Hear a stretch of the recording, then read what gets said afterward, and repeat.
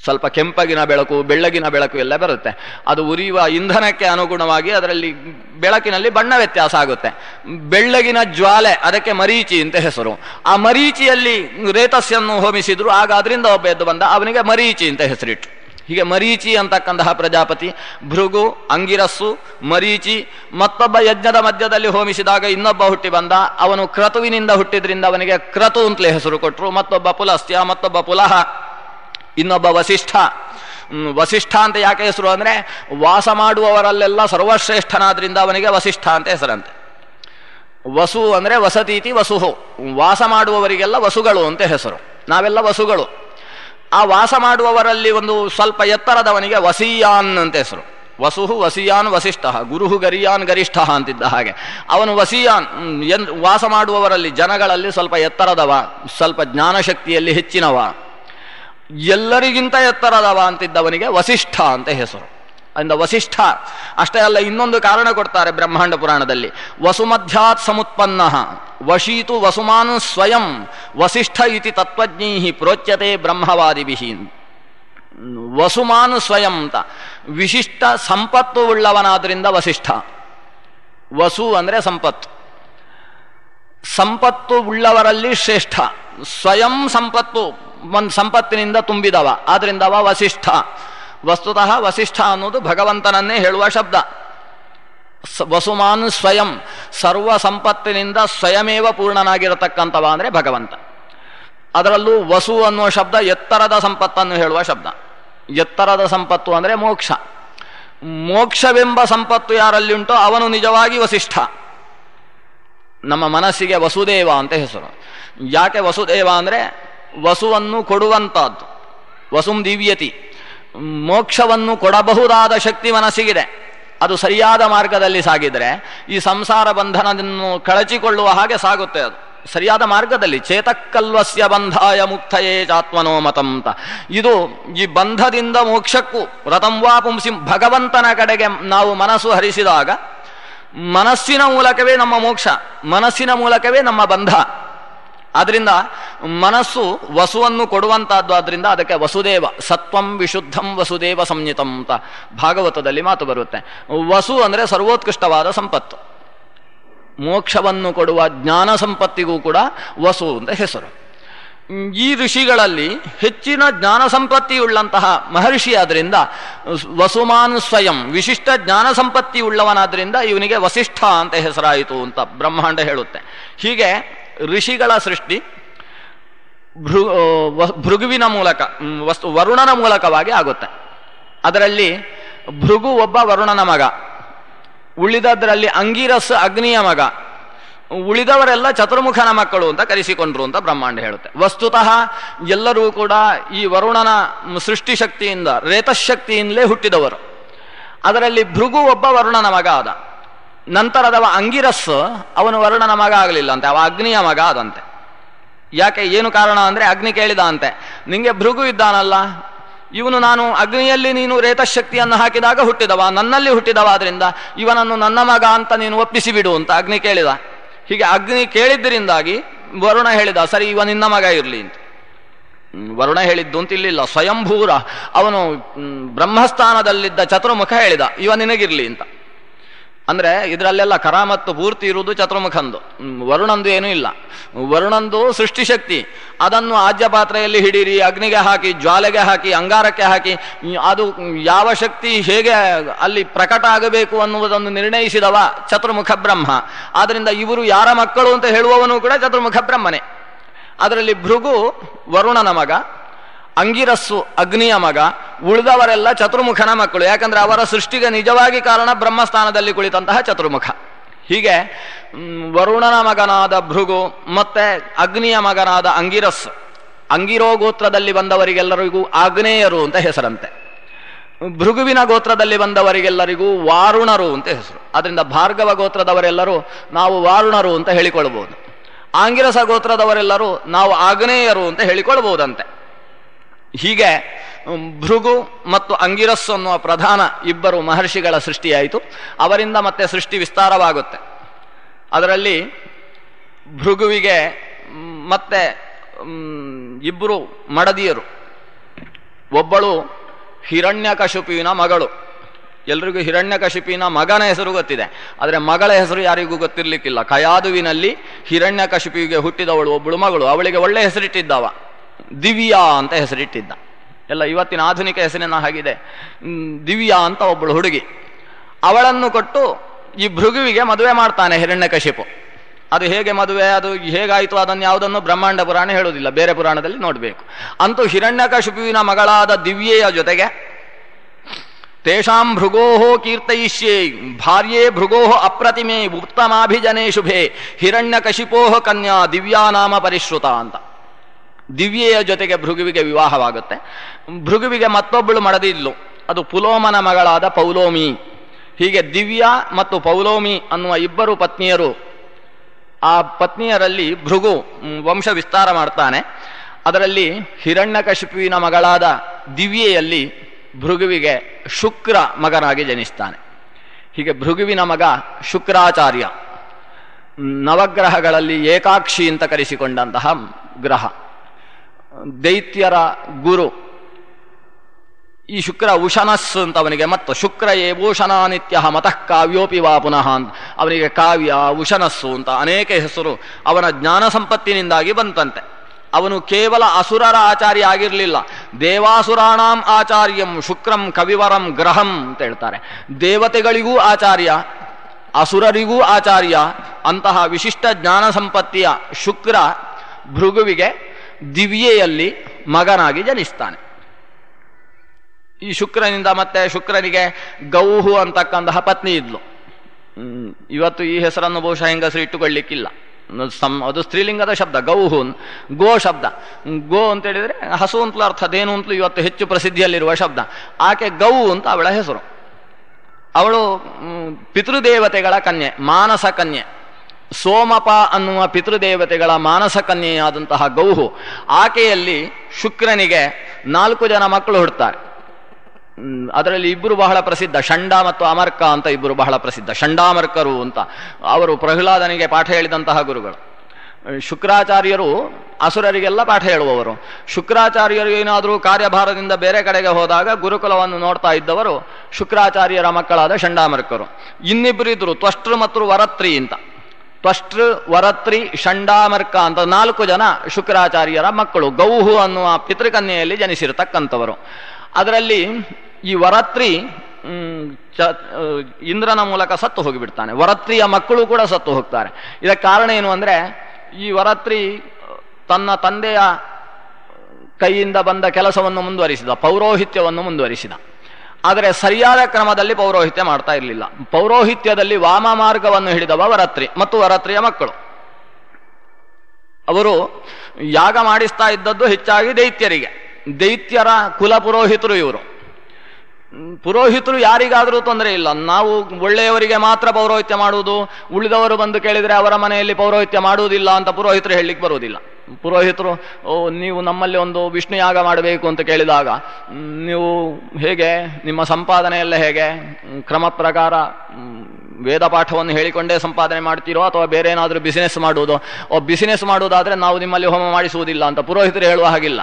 ಎಲ್ಲ ಸರಿಯಾದ ಮಾರ್ಗದಿಂದ ದುಡ್ಡು ಸಂಪಾದನೆ ಮಾಡುವುದಾದರೆ ಮಾತ್ರ ಪೌರೋಹಿತ್ಯ ಮಾಡುವುದು, ಇಲ್ಲದ್ರೆ ಮಾಡೋಲ್ಲ ಅಂತ ಹೇಳುವ ಹಾಗಿಲ್ಲ. ಪುರೋಹಿತರು ಎಲ್ಲರಿಗೂ ಒಳ್ಳೆಯದಾಗಲಿ ಅಂತಲೇ ಕರ್ಮವನ್ನು ಮಾಡಬೇಕು, ಆದರೆ ಮಾಡುವ ಕೆಲಸ ಮಾತ್ರ ಸರಿ ಮಾಡಬೇಕು. ಅದು ಆಚಾರ ಅನುಷ್ಠಾನಶೀಲ ಸಂಸ್ಕೃತ ಪಂಡಿತರ ಮನೆಯಲ್ಲಿ ಪೌರೋಹಿತ್ಯ ಮಾಡುವಾಗ ಸರಿಯಾದ ಸಂಸ್ಕೃತವನ್ನು ಬಳಸಿ ಪೌರೋಹಿತ್ಯ ಮಾಡುವುದು. ಈ ಸಂಸ್ಕೃತ ಏನು ಗೊತ್ತಿಲ್ಲ, ಹೇಗೋ ಇದ್ದಾನೆ ಅಂದರೆ ಅವನು ಹೇಗಾದರೂ ಸರಿ, ಸುಮ್ಮನೆ ಗೌಜಿ ಆದರೆ ಆಯಿತು ಅಂತೇಳಿ ಪೌರೋಹಿತ್ಯ ಮಾಡುವುದು, ಇದೆಲ್ಲ ಮಾಡುವ ಹಾಗಿಲ್ಲ. ಪೌರೋಹಿತ್ಯ ಎಲ್ಲ ಕಡೆಯಲ್ಲೂ ಯಾರಿಗೇ ಮಾಡುವುದಾದರೂ ಸರಿಯಾಗಿ ಮಾಡಬೇಕು. ಈ ವರತ್ರಿ ಮತ್ತು ವರತ್ರಿಯ ಮಕ್ಕಳು ಏನು ಮಾಡ್ತಾ ಇದ್ರು, ದೈತ್ಯರಿಗೆ ಪುರೋಹಿತರು. ದೈತ್ಯರಿಗೆ ಪುರೋಹಿತರು ಅಂದರೆ ಒಳ್ಳೆ ರೀತಿಯಲ್ಲೇ ಪೌರೋಹಿತ್ಯ ಯಾಕೆ ಮಾಡಬೇಕು, ಅಥರ್ವಣ ವೇದದ ಪ್ರಕ್ರಿಯೆಯನ್ನೇ ಅವಲಂಬಿಸೋಣ ಅಂತ ಮಾಟ ಮಂತ್ರಗಳನ್ನೇ ಮಾಡ್ತಾ ಕೂತರು. ಅವರು ಒಳ್ಳೆಯ ಪೌರೋಹಿತ್ಯಕ್ಕೆ ಕೈ ಹಾಕಲೇ ಇಲ್ಲ. ಕೊನೆಗೆ ಏನು ಆಲೋಚನೆ ಮಾಡಿದ್ರು ಅಂದರೆ, ಈ ಒಳ್ಳೆ ರೀತಿಯ ಪೌರೋಹಿತ್ಯ ಮಾಡುವ ಜನಾಂಗ ಪ್ರಪಂಚದಲ್ಲೇ ಇರಬಾರ್ದು, ಬರೀ ದೊಡ್ಡ ಒಂದು ಕಾಳಿಕಾ ತಂತ್ರ ಅಂತೆಲ್ಲ ಉಂಟಲ್ಲ, ಅಂತ ಕೆಟ್ಟ ತಂತ್ರಗಳು ಮಾತ್ರ ಲೋಕದಲ್ಲಿ ಇರಬೇಕು ಅಂತೇಳಿ ಆಲೋಚನೆ ಮಾಡಿ ಮನುವಿನ ಸಮೀಪಕ್ಕೆ ಬಂದು ಮನುವಿನ ಪತ್ನಿಯನ್ನೇ ಸ್ತಂಭನಗೊಳಿಸಿ ಅವನನ್ನೇ ಒಂದು ವಿಶಿಷ್ಟ ಮಂತ್ರಗಳಿಂದ ಸ್ತಂಭೀಭೂತನಾಗುವ ಹಾಗೆ ಮಾಡಿ ಪ್ರಪಂಚವನ್ನು ಸುಡುವ ಯಾಗಕ್ಕೆ ಕೈ ಹಾಕಿದರು.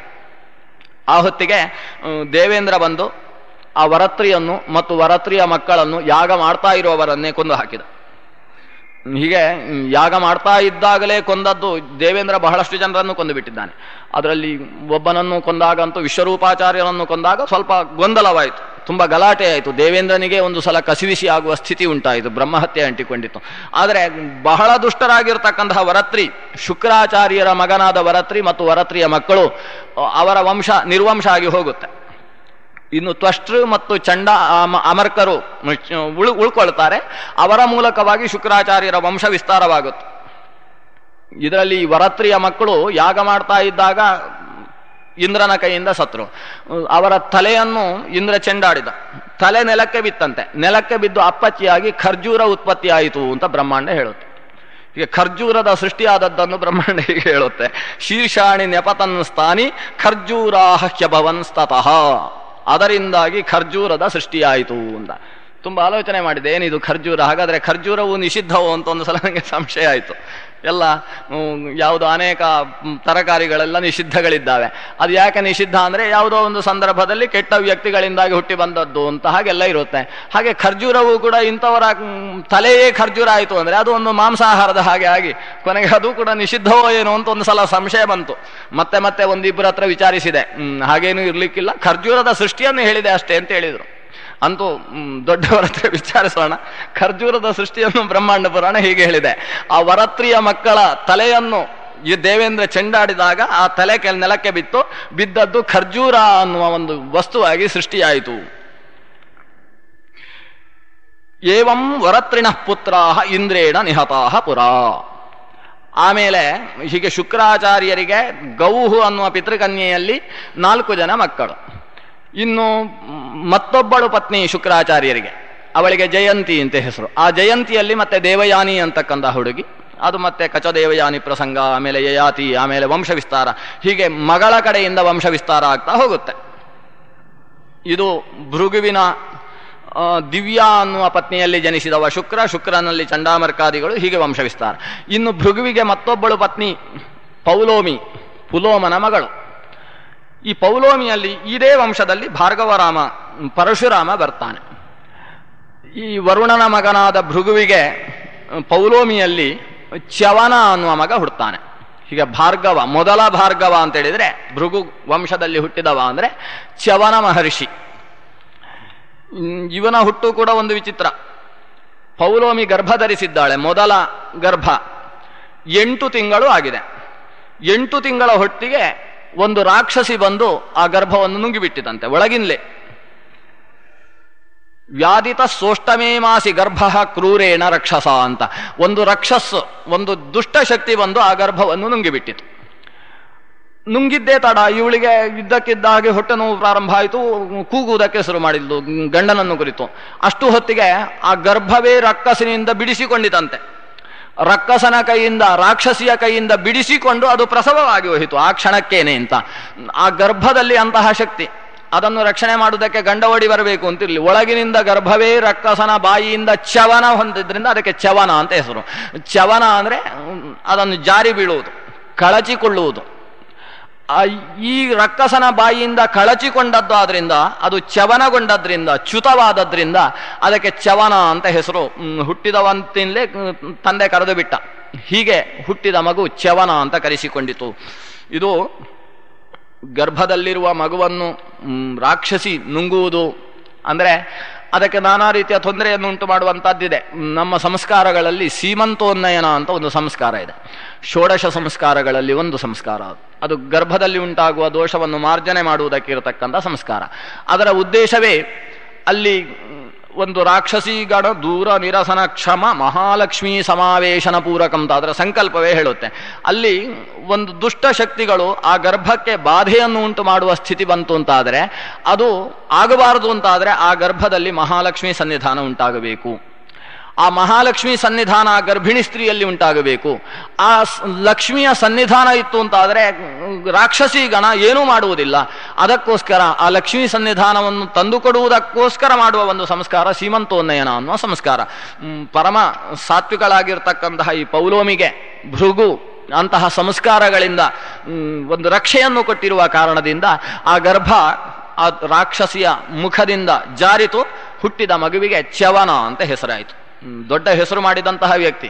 ಇವತ್ತು ಯಾವ ಅಂಗಡಿಯಲ್ಲಿ ಹೋದರೂ ಚ್ಯವನಪ್ರಾಶ ಸಿಗುತ್ತೆ. ಇದೇ ಚ್ಯವನ ಹೆಸರಿನಲ್ಲಿ ಪ್ರಸಿದ್ಧವಾದದ್ದು. ಅದು ಚ್ಯವನಪ್ರಾಶ. ಅದನ್ನು ಪ್ರಾಶನ ಮಾಡಿದರೆ ಅವನು ಮುದುಕನಾಗಿದ್ರೂ ಯುವಕ ಆಗ್ತಾನೆ ಅಂತ ಅರ್ಥ. ಯಾಕಂದ್ರೆ ಈ ಚ್ಯವನ ಮಹರ್ಷಿ ಮುದುಕ ಆಗಿದ್ದವ, ಯುವಕ ಆಗಿದ್ದ. ಅವನು ಕಾಡಿನಲ್ಲಿ ತಪಸ್ಸು ಮಾಡ್ತಾ ಇದ್ದ. ತಪಸ್ಸು ಮಾಡ್ತಾ ಇರುವ ಹೊತ್ತಿಗೆ ಅವನ ಮೈ ಮೇಲೆ ಎಲ್ಲ ಹುತ್ತ ಬೆಳೀತು.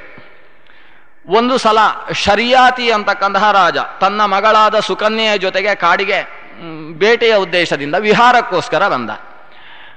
ವಿಹಾರಕ್ಕೋಸ್ಕರ ಬಂದವ ಒಂದು ಮರದ ಅಡಿಯಲ್ಲಿ ಸ್ವಲ್ಪ ವಿಶ್ರಾಂತಿಗೋಸ್ಕರ ಕೂತಿದ್ದ. ಅವನ ಮಗಳಾದ ಸುಕನ್ಯೆ ಇನ್ನೂ ನವತರುಣಿ. ಆಕೆ ತನ್ನ ಪರಿಚಾರಿಕೆಯರ ಜೊತೆ ಸೇರಿಕೊಂಡು, ಗೆಳತಿಯರ ಜೊತೆ ಸೇರಿಕೊಂಡು ಸ್ವಲ್ಪ ನಾವು ತಿರುಗಾಡಿ ಬರೋಣ, ಹೇಗೂ ತಂದೆ ವಿಶ್ರಾಂತಿಯಲ್ಲಿದ್ದಾರೆ ಅಂತ ಹೊರಟು ಬರುವಾಗ ಒಂದು ಹುತ್ತದ ಮಧ್ಯದಲ್ಲಿ ಎರಡು ಫಳ ಹೊಳಿತಾ ಇದೆ. ಎರಡು ಮುತ್ತಿನ ಹಾಗೆ, ಒಂದು ಬೆಂಕಿಯ ಕೆಂಡದ ಹಾಗೆ ಎರಡು ಹೊಳಿತಾ ಇದೆ. ಏನಿದು ಹೊಳಿತಾ ಇದೆ ಅಂತ ಆ ಬಾಲ್ಯದ ಒಂದು ಕುತೂಹಲಕ್ಕೆ ಒಳಗಾದಂತಹ ಆಕೆ ಯಾವುದೋ ಚೂಪಾದ ವಸ್ತುವಿನಿಂದ ಅದನ್ನು ಕುಕ್ಕಿ ಬಿಡ್ತಾಳೆ. ಅದನ್ನು ಕುಕ್ಕಿದ ಕೂಡಲೇ ಅಲ್ಲಿಂದ ರಕ್ತ ಸುರಿಯುವುದಕ್ಕೆ ಪ್ರಾರಂಭ ಆಗುತ್ತೆ. ರಕ್ತವನ್ನು ಕಂಡ ಕೂಡಲೇ ಮೈ ಬರಲಿಕ್ಕೆ ಶುರು ಆಗುತ್ತೆ. ಹೆದರಿಕೊಂಡು ಓಡುವುದಕ್ಕೆ ಪ್ರಾರಂಭಿಸಿದ್ರು. ತಂದೆಯ ಹತ್ರ ಬಂದು ತಾನು ಮಾಡಿದ ಅಪರಾಧವನ್ನು ಯಾರ ಹತ್ರನೂ ಹೇಳಿಕೊಳ್ಳಿಲ್ಲ. ಈ ಮಕ್ಕಳಲ್ಲಿ ಹಾಗಿರುತ್ತೆ, ಏನೋ ಒಂದು ಅಚಾತುರ್ಯ ಮಾಡಿಬಿಡ್ತಾವೆ, ಆಮೇಲೆ ತಾವು ಮಾಡಿದ್ದು ಅಂತ ಹೇಳಿಕೊಳ್ಳುವುದಿಲ್ಲ. ಇತ್ತ ಈ ರಾಜನಿಗೆ, ಸೇನಾಧಿಪತಿಗೆ, ಜೊತೆಗೆ ಬಂದ ಪರಿಚಾರಕರಿಗೆ ಮೇಯೆಲ್ಲ ಉರಿ ಪ್ರಾರಂಭ ಆಗೋಗುತ್ತೆ. ಏನು ಹೀಗೆ ಯಾಕಾಗ್ತಾ ಇದೆ, ಏನಾದರೂ ಋಷಿಗಳಿಗೆ ಯಾರೋ ಅಪಚಾರ ಮಾಡಿರಬೇಕು ಅಂತ ರಾಜ ಕೇಳ್ತಾನೆ, ಯಾರು ಏನು ಅಪಚಾರ ಮಾಡಿದ್ದೀರಿ? ಮಗಳು ಹೇಳ್ತಾಳೆ, ಹೀಗಾಯ್ತು, ಎರಡು ಉರಿಯುವ ಉಂಡೆಗಳನ್ನು ಕಂಡೆ, ಚೂಪಾದ ವಸ್ತುವಿನಿಂದ ಚುಚ್ಚಿದೆ, ರಕ್ತ ಸುರಿಯುವುದಕ್ಕೆ ಪ್ರಾರಂಭ ಆಗಿದೆ. ರಾಜ ಓಡಿ ಬಂದ ಮಗಳನ್ನು ಕರೆದುಕೊಂಡು. ಬಂದು ನೋಡಿದರೆ ಅದು ಚ್ಯವನ ಮಹರ್ಷಿ ತಪಸ್ಸು ಮಾಡ್ತಾ ಇದ್ದ. ಅವನ ಕಣ್ಣುಗಳೆರಡು ಮಾತ್ರ ಹುತ್ತದ ಹೊರಗೆ ಕಾಣಿಸ್ತಾ ಇದ್ವು. ಆ ತೇಜಪೂರ್ಣವಾದ ಎರಡು ಕಣ್ಣುಗಳಿಗೆ ಈಕೆ ಚುಚ್ಚಿದ್ಲು. ಇದರಿಂದಾಗಿ ಇವರಿಗೆ ಉರಿ ರೋಗ ಶುರುವಾಗಿದೆ. ಈ ಸ್ಥಿತಿಯಲ್ಲಿ ರಾಜ ಆ ಚ್ಯವನನ ಪಾದಕ್ಕೆ ಬಿದ್ದು ಕ್ಷಮೆ ಕೇಳ್ತಾನೆ. ಮಗಳು ಪ್ರಮಾದವಶಾತ್ ಮಾಡಿದ ಅಪರಾಧವನ್ನು ಕ್ಷಮಿಸಬೇಕು. ಕೊನೆಗೆ ತನ್ನ ಮಗಳನ್ನೇ ಚ್ಯವನನಿಗೆ ಮದುವೆ ಮಾಡಿಬಿಡ್ತಾನೆ. ನಿನ್ನ ಕಣ್ಣನ್ನು ತೆಗೆದವಳು ನನ್ನ ಮಗಳು, ಆದ್ರಿಂದ ನಿನಗೆ ಕಣ್ಣಾಗಿ ನಿನ್ನ ಜೊತೆಯಲ್ಲಿ ಆಕೆ ಸೇವೆ ಮಾಡ್ತಾಳೆ, ನೀನು ಶಾಂತನಾಗು ಅಂತ ಕೇಳಿಕೊಳ್ತಾನೆ. ಹೀಗೆ ತನ್ನ ಮಗಳಾದ ಸುಕನ್ಯೆಯನ್ನು ಮುದುಕನಾದ ತಪಸ್ವಿಯಾದ ಚ್ಯವನನಿಗೆ ಕೊಟ್ಟು ವಿವಾಹ ಮಾಡಿಬಿಡ್ತಾನೆ ಶರಿಯಾತಿ. ಆಮೇಲೆ ಚ್ಯವನ ಮುದುಕ, ಇವಳು ಇನ್ನೂ ಯುವತಿ, ಇವರ ಸಂಸಾರ ಹೇಗಿರಬೇಕು. ಆದರೆ ಸುಕನ್ಯೆ ಚ್ಯವನನನ್ನು ಬಹಳ ಶ್ರದ್ಧೆಯಿಂದ ಆತನ ತಪಸ್ಸಿಗೆ ಯಾವ ಕಾಲಕ್ಕೆ ಏನು ಬೇಕು ಇಂಗಿತಜ್ಞೆಯಾಗಿ ಆತನ ಸೇವೆಯನ್ನು ಮಾಡ್ತಾಳೆ. ಸ್ವತಃ ಚ್ಯವನನಿಗೆ ತುಂಬ ಖುಷಿ ಆಗುತ್ತೆ. ಆಕೆಗೆ ಅನುಗ್ರಹ ಮಾಡಬೇಕು ಅಂತ ಬಯಸ್ತಾನೆ ಆತ. ಒಂದು ಸಲ ಅಲ್ಲಿಗೆ ಅಶ್ವಿನಿ ದೇವತೆಗಳ ಮೂಲಕ ಯೌವನವನ್ನು ಸಂಪಾದಿಸಿಕೊಳ್ತಾನೆ ಆಕ. ಅಶ್ವಿನಿ ದೇವತೆಗಳಿಗೆ ಹಿಂದೆ ಯಾಗದಲ್ಲಿ ಪಾಲು ಇರಲಿಲ್ಲ. ಯಜ್ಞದಲ್ಲಿ ಆಹುತಿ ಕೊಡುವಾಗ ಉಳಿದ ದೇವತೆಗಳಿಗೆಲ್ಲ ಆಹುತಿ ಇತ್ತು, ಆದರೆ ಅಶ್ವಿನಿ ದೇವತೆಗಳಿಗೆ ಯಾಗದಲ್ಲಿ ಆಹುತಿ ಇಲ್ಲ ಅನ್ನುವ ಸ್ಥಿತಿ ಇತ್ತು. ಅಶ್ವಿನಿ ದೇವತೆಗಳು ದೇವವೈದ್ಯರು, ದೇವತೆಗಳ ವೈದ್ಯರು. ವೈದ್ಯರಿಗೆಲ್ಲ ಪಂಕ್ತಿ ಇಲ್ಲ ಅಂತ ಒಂದು ಸ್ಥಾನ. ಅದು ಯಾಕಂದ್ರೆ ವೈದ್ಯರು ಅಂದ್ರೆ ಅವರು ಯಾರನ್ನು ಬೇಕಾದರೂ ಯಾವ ಕಾಲದಲ್ಲಿ ಬೇಕಾದರೂ ಮುಟ್ತಾರೆ. ಅವರು ಸಾಯುವ ಸ್ಥಿತಿಯಲ್ಲಿ ಮುಟ್ತಾರೆ, ಹೆಣವನ್ನು ಮುಟ್ತಾರೆ, ಮನೆಯಲ್ಲೆಲ್ಲ ಅಸ್ಥಿಪಂಜರವನ್ನು ಇಟ್ಟುಕೊಂಡು ಪರೀಕ್ಷೆ ಮಾಡ್ತಾರೆ, ಎಲ್ಲ ಮಾಡ್ತಾರೆ. ಆದ್ರಿಂದ ಅವರಿಗೆ ಪಂಕ್ತಿಯಲ್ಲಿ ಅವಕಾಶ ಇಲ್ಲ. ಇವತ್ತು ವೈದ್ಯರಿಗೆ ಬಹಳ ಎತ್ತರದ ಸ್ಥಾನ. ಮೊದಲು ಡಾಕ್ಟ್ರು ನೀವು ಕೂತ್ಕೊಳ್ಳಿ ಅಂತ, ಮೊದಲನೇ ಸೀಟು ಡಾಕ್ಟ್ರಿಗೆ. ಆಮೇಲೆ ಒಂದು ಕಾಲದಲ್ಲಿ ವೈದ್ಯರಿಗೆ ಪಂಕ್ತಿ ಇಲ್ಲ ಅನ್ನುವ ಸ್ಥಿತಿ. ಹೀಗೆ ಅಶ್ವಿನಿ ದೇವತೆಗಳಿಗೆ ಯಾಗದಲ್ಲಿ ಆಹುತಿ ಇರಲಿಲ್ಲ. ಅವರು ಚ್ಯವನನ ಮೂಲಕವಾಗಿ ಯಾಗದಲ್ಲಿ ಆಹುತಿಯನ್ನು ಪಡೆದರು. ಹೀಗೆ ಅವರ ಪರಸ್ಪರ ಒಪ್ಪಂದ. ಚ್ಯವನ ಹೇಳಿದ, ನನಗೆ ಯೌವನವನ್ನು ನೀವು ಕೊಡಿಸುವುದಾದರೆ ನಾನು ನಿಮಗೆ ಯಾಗದಲ್ಲಿ ಆಹುತಿ ಕೊಡಿಸ್ತೇನೆ. ಅಶ್ವಿನಿ ದೇವತೆಗಳು ಸರಿ ಅಂತೇಳಿ ನಾನಾ ರೀತಿಯ ರಸಾಯನಗಳನ್ನು ತಂದು ಒಂದು ಕೊಳದಲ್ಲಿ ಹಾಕಿ ಕೊಳದಲ್ಲಿ ಇಳಿದು ಬಾ ಅಂತ ಹೇಳಿದರು. ಅಶ್ವಿನಿ ದೇವತೆಗಳ ಜೊತೆಗೇನೆ ಚ್ಯವನ ಇಳಿತಾನೆ. ಇಳಿದು ಬಂದಾಗ ಯಾರು ಅಶ್ವಿನಿ ದೇವತೆಗಳು ಯಾರು ಚ್ಯವನ ಅಂತ ಗೊತ್ತಾಗದೇ ಇರುವಷ್ಟು ಸ್ಫುರದ್ರೂಪಿಯಾಗಿ ಚ್ಯವನ ಆ ಕೊಳದಿಂದ ಎದ್ದು ಬರ್ತಾನೆ. ಹೀಗೆ ಈ ಚ್ಯವನ ಮುಪ್ಪಿನಲ್ಲಿದ್ದವ ಮತ್ತೆ ಯೌವನವನ್ನು ಅಶ್ವಿನಿ ದೇವತೆಗಳ ಪ್ರಸಾದದಿಂದ ಪಡಿತಾನೆ. ಸುಕನ್ಯೆಯ ಜೊತೆಗೆ ಆತನ ಸಂಸಾರದಲ್ಲಿ ವಂಶ ಅಭಿವೃದ್ಧಿ ಆಗುತ್ತೆ. ಚ್ಯವನನಿಗೆ ಆಪ್ನವಾನ ಅಂತಕ್ಕಂತಹ ಮಗ ಹುಡ್ತಾನೆ. ದಧೀಚಿ ಮತ್ತು ಆಪ್ನವಾನ ಅನ್ನುವ ಇಬ್ಬರು ಮಕ್ಕಳು ಚ್ಯವನನಿಗೆ ಜನಿಸ್ತಾರೆ. ಇದು ಆಮೇಲೆ ಇದೇ ಅಶ್ವಿನಿ ದೇವತೆಗಳಿಗೆ ಚ್ಯವನ ತಾನು ಕೊಟ್ಟ ಮಾತಿನ ಹಾಗೆ ಸೋಮಯಾಗದಲ್ಲಿ ಸೋಮದ ಪಾಲನ್ನು ಕೊಡ್ತಾನೆ. ಇಂದ್ರನಿಗೆ ಇದನ್ನು ಸಹಿಸುವುದಕ್ಕಾಗುವುದಿಲ್ಲ. ಇಲ್ಲಿಯ ತನಕ ಆಹುತಿ ಇಲ್ಲದೆ ಇದ್ದ ವ್ಯಕ್ತಿಗಳಿಗೂ ನಮ್ಮ ಪಂಕ್ತಿಯಲ್ಲಿ ಕೂಡಿಸಿಕೊಂಡು ಆಹುತಿ ಹಾಕ್ತಾ ಇದ್ದಾನೆ ಇವ ಚ್ಯವನ ಅಂತೇಳಿ ಸಿಟ್ಟು ಮಾಡಿಕೊಳ್ತಾನೆ ಇಂದ್ರ. ವಜ್ರಾಯುಧವನ್ನು ಹಿಡ್ಕೊಂಡು ಬಂದು ಆಹುತಿ ಕೊಡ್ತಾ ಇರುವ ಚ್ಯವನನನ್ನು ಹಿಂದೆ ವರತ್ರಿಯನ್ನು ಮುಗಿಸಿದ ಹಾಗೆ ಮುಗಿಸ್ತೇನೆ ಅಂತ ಎತ್ತಾನೆ. ಚ್ಯವನ ಒಂದು ಮಂತ್ರದ ಮೂಲಕ ಅವನ ಕೈಯನ್ನು ಸ್ತಂಭನ ಮಾಡಿಬಿಡ್ತಾನೆ. ಹೀಗೆ ಇಂದ್ರ ವಜ್ರಾಯುಧವನ್ನು ಎತ್ತಿ ಹಿಡಿದವ ಮೇಲಕ್ಕೂ ತೆಗೆಯುವ ಹಾಗಿಲ್ಲ, ಕೆಳಕ್ಕೂ ತೆಗೆಯುವ ಹಾಗಿಲ್ಲ ಅಂತೇಳಿ ವಜ್ರಾಯುಧವನ್ನು ಎತ್ತಿ ಹಿಡಿಯುವ ಸ್ಥಿತಿ ಇಂದ್ರನಿಗೆ ಉಂಟಾಯಿತು. ಆಮೇಲೆ ಎಲ್ಲ ದೇವತೆಗಳು ಬಂದು ನೀನು ಅಶ್ವಿನಿ ದೇವತೆಗಳಿಗೆ ಕೊಡುವ ಆಹುತಿಯ ಭಾಗವನ್ನು ನಾವು ಒಪ್ಪಿಕೊಂಡಿದ್ದೇವೆ ಅಂತ ಹೇಳಿಕೊಂಡ್ರು. ಇಂದ್ರನ ಸ್ತಂಭನವನ್ನು ಈತ ಬಿಡುಗಡೆಗೊಳಿಸಿದ ಅಂತಹ ಚ್ಯವನ ಇವನನ್ನು ಪ್ರತಿನಿತ್ಯ ನಾವು ಭೋಜನಾನಂತರದಲ್ಲಿ ಸ್ಮರಿಸಬೇಕು ಅಂತ ಒಂದು ಮಾತು ಇದೆ. ಊಟ ಆದ ಮೇಲೆ ಶರ್ಯಾತಿಂಚ ಸುಕನ್ಯಾಂಚ ಚ್ಯವನಂ ಚೇಂದ್ರಮಶ್ವಿನವು ಭೋಜನಾಂತೆ ಸ್ಮರನ್ನಕ್ಷ್ಣೋ ಅಂಗುಷ್ಟಾಗ್ರಾಂಬು ನಿಕ್ಷಿಪೇತ್ ಅನ್ನುವುದು ಎಲ್ಲ ಸ್ಮೃತಿಗಳಲ್ಲೂ ಕಾಣತಕ್ಕಂತಹ ಭೋಜನ ಪ್ರಕರಣದಲ್ಲಿ ಕಾಣಿಸುವ ಮಾತು. ಊಟ ಆದ ಮೇಲೆ ಕೈಯೆಲ್ಲ ತೊಳೆದು ಈ ಅಂಗುಷ್ಠದ ನೀರನ್ನು ಕಣ್ಣಿಗೆ ಹೀಗೆ ಒತ್ತಿಕೊಳ್ಳಬೇಕಂತೆ. ಒತ್ತಿಕೊಳ್ಳಬೇಕಾದ್ರೆ 5 ಜನರನ್ನು ನೆನೆಸಿಕೊಳ್ಳಬೇಕು. ಯಾರೆಲ್ಲ ಅಂದರೆ ಈ ಕಥೆಯಲ್ಲಿ ಬಂದ 5 ಜನ: ಶರ್ಯಾತಿ, ಸುಕನ್ಯಾ, ಚ್ಯವನ, ಇಂದ್ರ ಮತ್ತು ಅಶ್ವಿನಿ ದೇವತೆಗಳು. ಇವರು ಈ ಕಥೆಯಲ್ಲಿರತಕ್ಕಂಥ 5 ಪಾತ್ರಗಳು. ಈ 5 ಜನರನ್ನು ನೆನೆಸಿಕೊಳ್ಳುವುದು ಅಂದರೆ ಈ ಕಥೆಯನ್ನು ನೆನೆಸಿಕೊಳ್ಳುವುದು. ಚ್ಯವನನ ತಪಸ್ಸು, ಶರ್ಯಾತಿ ಸುಕನ್ಯೆಯ ಜೊತೆಗೆ ಕಾಡಿಗೆ ಬಂದದ್ದು, ಸುಕನ್ಯೆ ಮಾಡಿದ ಅಪಚಾರ, ಕೊನೆಗೆ ಅವರಿಬ್ಬರಿಗೆ ಮದುವೆ ಆದದ್ದು, ಅಶ್ವಿನಿ ದೇವತೆಗಳು ಬಂದದ್ದು, ಚ್ಯವನ ಮತ್ತೆ ಯೌವನವನ್ನು ಪಡೆದದ್ದು, ಕೊನೆಯಲ್ಲಿ ಅಶ್ವಿನಿ ದೇವತೆಗಳಿಗೆ ಆಹುತಿಯನ್ನು ಕೊಟ್ಟದ್ದು, ಇಂದ್ರ ಬಂದು ತಡೆದದ್ದು, ಮತ್ತೆ ಅವರಿಗೆ ಪರಸ್ಪರ ಸಾಮರಸ್ಯ ಉಂಟಾದದ್ದು. ಇಷ್ಟು ಈ ಕಥೆಯನ್ನು ನೆನೆಸಿಕೊಂಡು ಕೈಯಲ್ಲಿದ್ದ ಅಂಗುಷ್ಟಾಗ್ರಾಂಬುವನ್ನು ತನ್ನ ಅಕ್ಷಿಯಲ್ಲಿ ಯಾರು ದಿನನಿತ್ಯ ಭೋಜನಾನಂತರದಲ್ಲಿ ತಾಕಿಸಿಕೊಳ್ತಾನೋ ಅಂಥವನ ಕಣ್ಣು ನಾಶವಾಗುವುದಿಲ್ಲ, ಅವನು ಕನ್ನಡಕ ಇಟ್ಟುಕೊಳ್ಳುವ ಸ್ಥಿತಿ ಬರುವುದಿಲ್ಲ ಅಂತ ಒಂದು ಸ್ಮೃತಿ ಉಂಟು. ಚಾಲಿಸಬೇಕಾಗಿಲ್ಲ, 40 ವರ್ಷ ಆಗಲಿ 80 ವರ್ಷ ಆಗಲಿ ಅವನ ಕಣ್ಣಿನ ಶಕ್ತಿ ಯಾವತ್ತೂ ಆತ ಕಳೆದುಕೊಳ್ಳುವುದಿಲ್ಲ. ಅವನಿಗೆ 80 ವರ್ಷ ಆದರೂ ಅಶ್ವಿನಿ ದೇವತೆಗಳ ವರಪ್ರಸಾದದಿಂದ ಚ್ಯವನನ ಹಾಗೆ, ಚ್ಯವನ ಪ್ರಾಶ ಮಾಡಿದವರ ಹಾಗೆ ಅವರ ಶಕ್ತಿ ವೃದ್ಧಿ ಆಗ್ತಾ ಹೋಗುತ್ತೆ ಅನ್ನುವ ಮಾತಿದೆ. ಅಂತಹ ಚ್ಯವನ ಭೃಗುವಿಗೆ ಪೌಲೋಮಿಯಲ್ಲಿ ಜನಿಸಿದವ. ಈ ಚ್ಯವನನಿಗೆ ಸುಕನ್ಯಾ ಅನ್ನುವ ಪತ್ನಿ. ಈ ಸುಕನ್ಯೆಯಲ್ಲಿ ಚ್ಯವನನಿಗೆ ದಧೀಚಿ ಮತ್ತು ಆಪ್ನವಾನ ಅಂತಕ್ಕಂಥ 2 ಮಕ್ಕಳು. ಅದರಲ್ಲಿ ದಧೀಚಿ ಅಂತೂ ದೇವತೆಗಳಿಗೋಸ್ಕರ ನನ್ನ ಶರೀರದಿಂದ ಮತ್ತೊಬ್ಬರಿಗೆ ವ್ಯಕ್ತಿಗಳಿಗೆ ಉಪಕಾರ ಆಗುವುದು ಅಂತಾದರೆ ನಾನು ಈ ಶರೀರವನ್ನು ತ್ಯಜಿಸಿ ಬಿಡ್ತೇನೆ ಅಂತ ಹೇಳಿ ತನ್ನ ಶರೀರವನ್ನೇ ತ್ಯಜಿಸಿ ತನ್ನ ಬೆನ್ನುಮೂಳೆಯನ್ನೇ ಕೊಟ್ಟು ಆತನಿಗೆ ವಜ್ರಾಯುಧದ ಅವಕಾಶವನ್ನು ಮಾಡಿಕೊಟ್ಟವ, ವೃತ್ರಾಸುರನನ್ನು ನಾಶ ಮಾಡುವುದಕ್ಕೆ ಬೇಕಾದಂತಹ ಆಯುಧವನ್ನು ಕೊಟ್ಟವ ದಧೀಚಿ ಮಹರ್ಷಿ. ಮತ್ತೊಬ್ಬ ಆಪ್ನವಾನ. ಇದೆಲ್ಲ ಭಾರ್ಗವ ಪಂಚಾರ್ಷಯ ಪ್ರವರ ಅಂತೆ. ಭಾರ್ಗವ ಗೋತ್ರಕ್ಕೆ ಪಂಚಾರ್ಷಯ ಪ್ರವರ ಅಂತಿದೆ. ಒಂದು ಗೋತ್ರ, ಒಂದು ಪ್ರವರ. ಗೋತ್ರ ಅಂತೇಳಿದರೆ ಒಬ್ಬೊಬ್ಬ ಮೂಲ ಪ್ರವರ್ತಕ. ಪ್ರವರ ಅಂತೇಳಿದರೆ ಅದರಲ್ಲಿ ನಂತರ ಬರತಕ್ಕಂಥ ಪ್ರಧಾನ ವ್ಯಕ್ತಿಗಳನ್ನು ಹೆಸರಿಸುವುದು. ಅದು 3 ವ್ಯಕ್ತಿಗಳು ಆಗಿರಬಹುದು ಅಥವಾ 5 ವ್ಯಕ್ತಿಗಳು ಆಗಿರಬಹುದು. ಗೋತ್ರದಲ್ಲಿ ಬಂದ 5 ಪ್ರಧಾನ ವ್ಯಕ್ತಿಗಳನ್ನು ಹೆಸರಿಸಿದರೆ ಅದಕ್ಕೆ ಪಂಚಾರ್ಷೇಯ ಪ್ರವರ ಅಂತ ಹೆಸರು. 3 ಪ್ರಧಾನ ವ್ಯಕ್ತಿಗಳನ್ನು ಹೆಸರಿಸಿದರೆ ಅದಕ್ಕೆ ತ್ರಿಯಾರ್ಷೇಯ ಪ್ರವರ ಅಂತ ಹೆಸರು. ಭಾರ್ಗವ ಗೋತ್ರದಲ್ಲಿ ಪಂಚಾರ್ಷೇಯ ಪ್ರವರ ಇದೆ. ಅದು ಭಾರ್ಗವ, ಚ್ಯವನ, ಔರ್ವ, ಆಪ್ನವಾನ, ಜಾಮದಗ್ನ್ಯ ಅಂತ ಪಂಚಾರ್ಷೇಯ ಪ್ರವರ. ಅದರಲ್ಲಿ ಆಪ್ನವಾನ ಈ ಚ್ಯವನನ ಮಗ. ದಧೀಚಿ ಮತ್ತು ಆಪ್ನವಾನ. ಆಪ್ನವಾನನಿಗೆ ರುಚಿ ಅನ್ನುವ ಪತ್ನಿ. ರುಚಿ ಅನ್ನುವ ಪತ್ನಿಯಲ್ಲಿ ಆಪ್ನವಾನಿಗೆ ಔರ್ವ ಅಂತಕ್ಕಂತಹ ಮಹರ್ಷಿ ಜನಿಸ್ತಾನೆ.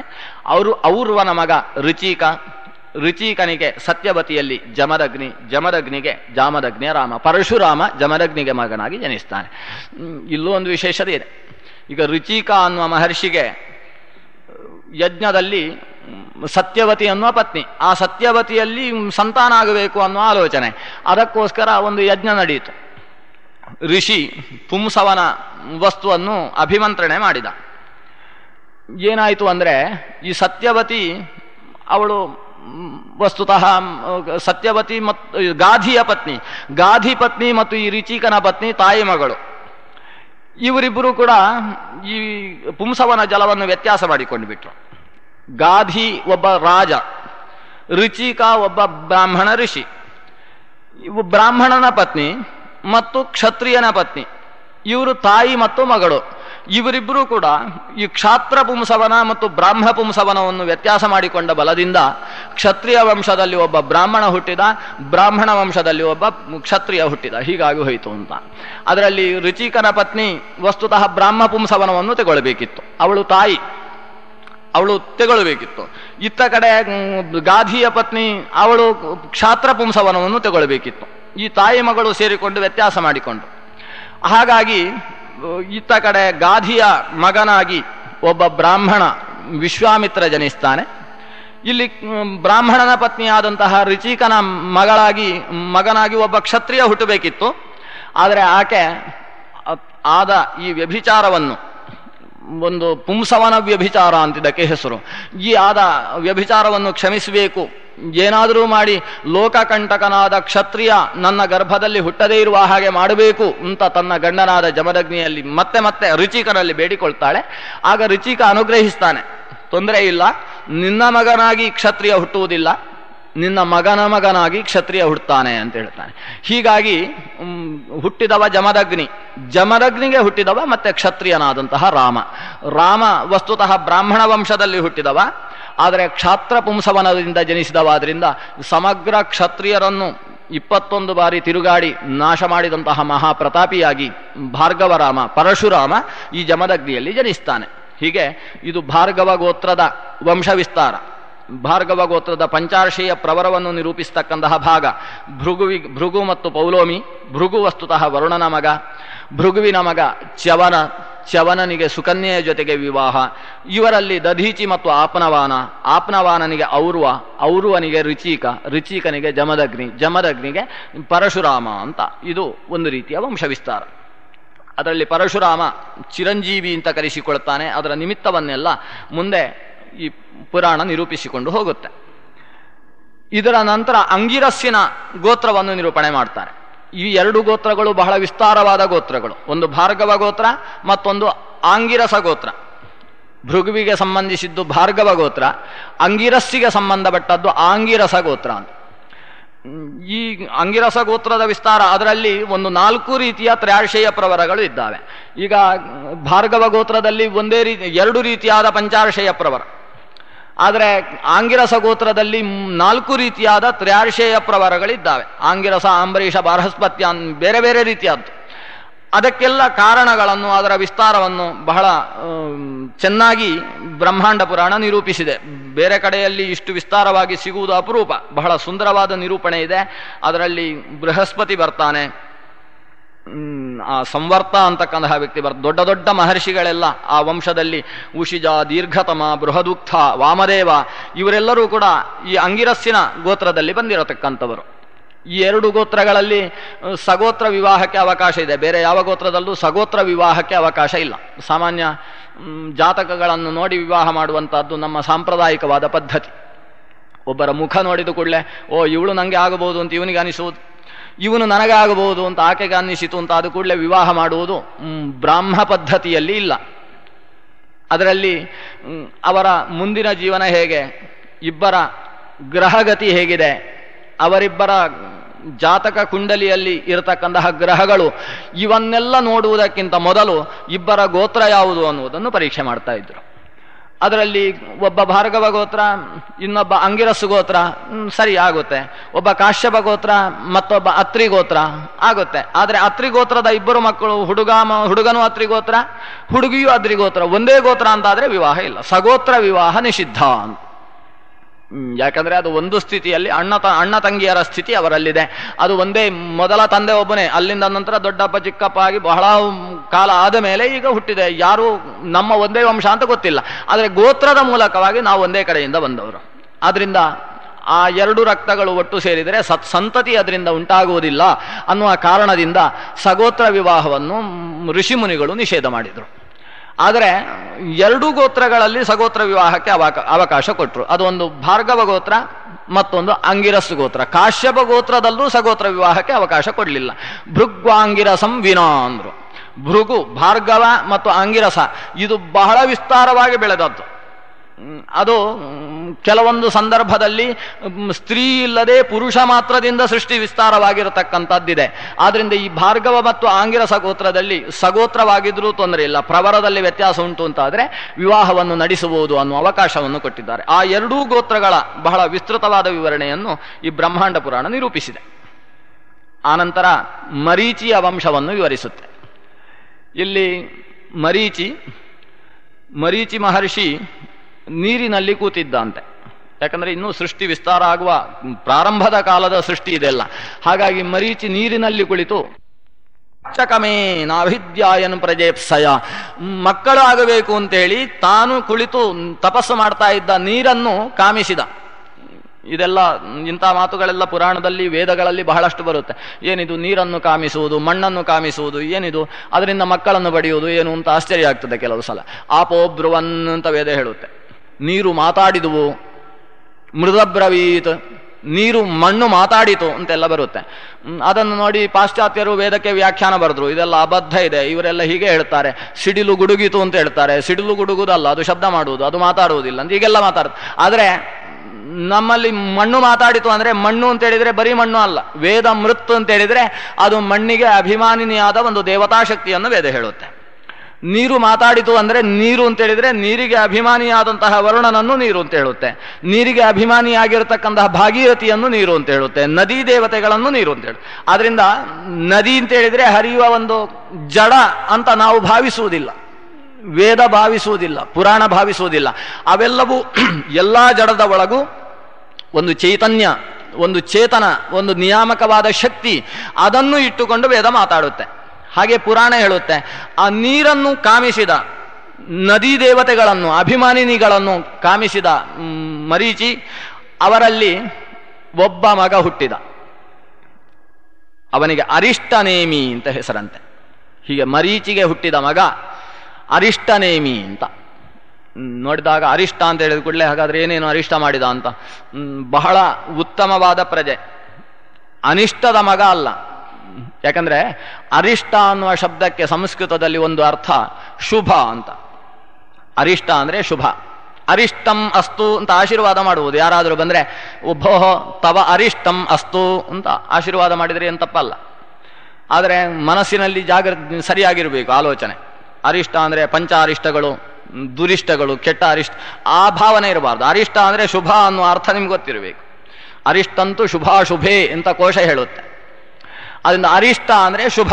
ಅರಿಷ್ಟ ನೇಮಿ, ಶುಭಕ್ಕೆ ಮಧ್ಯದ ಕಂಬ, ಇವನನ್ನು ಆವರಿಸಿಕೊಂಡು ಶುಭಗಳು ಸುತ್ತುತ್ತವೆ ಅಂತ.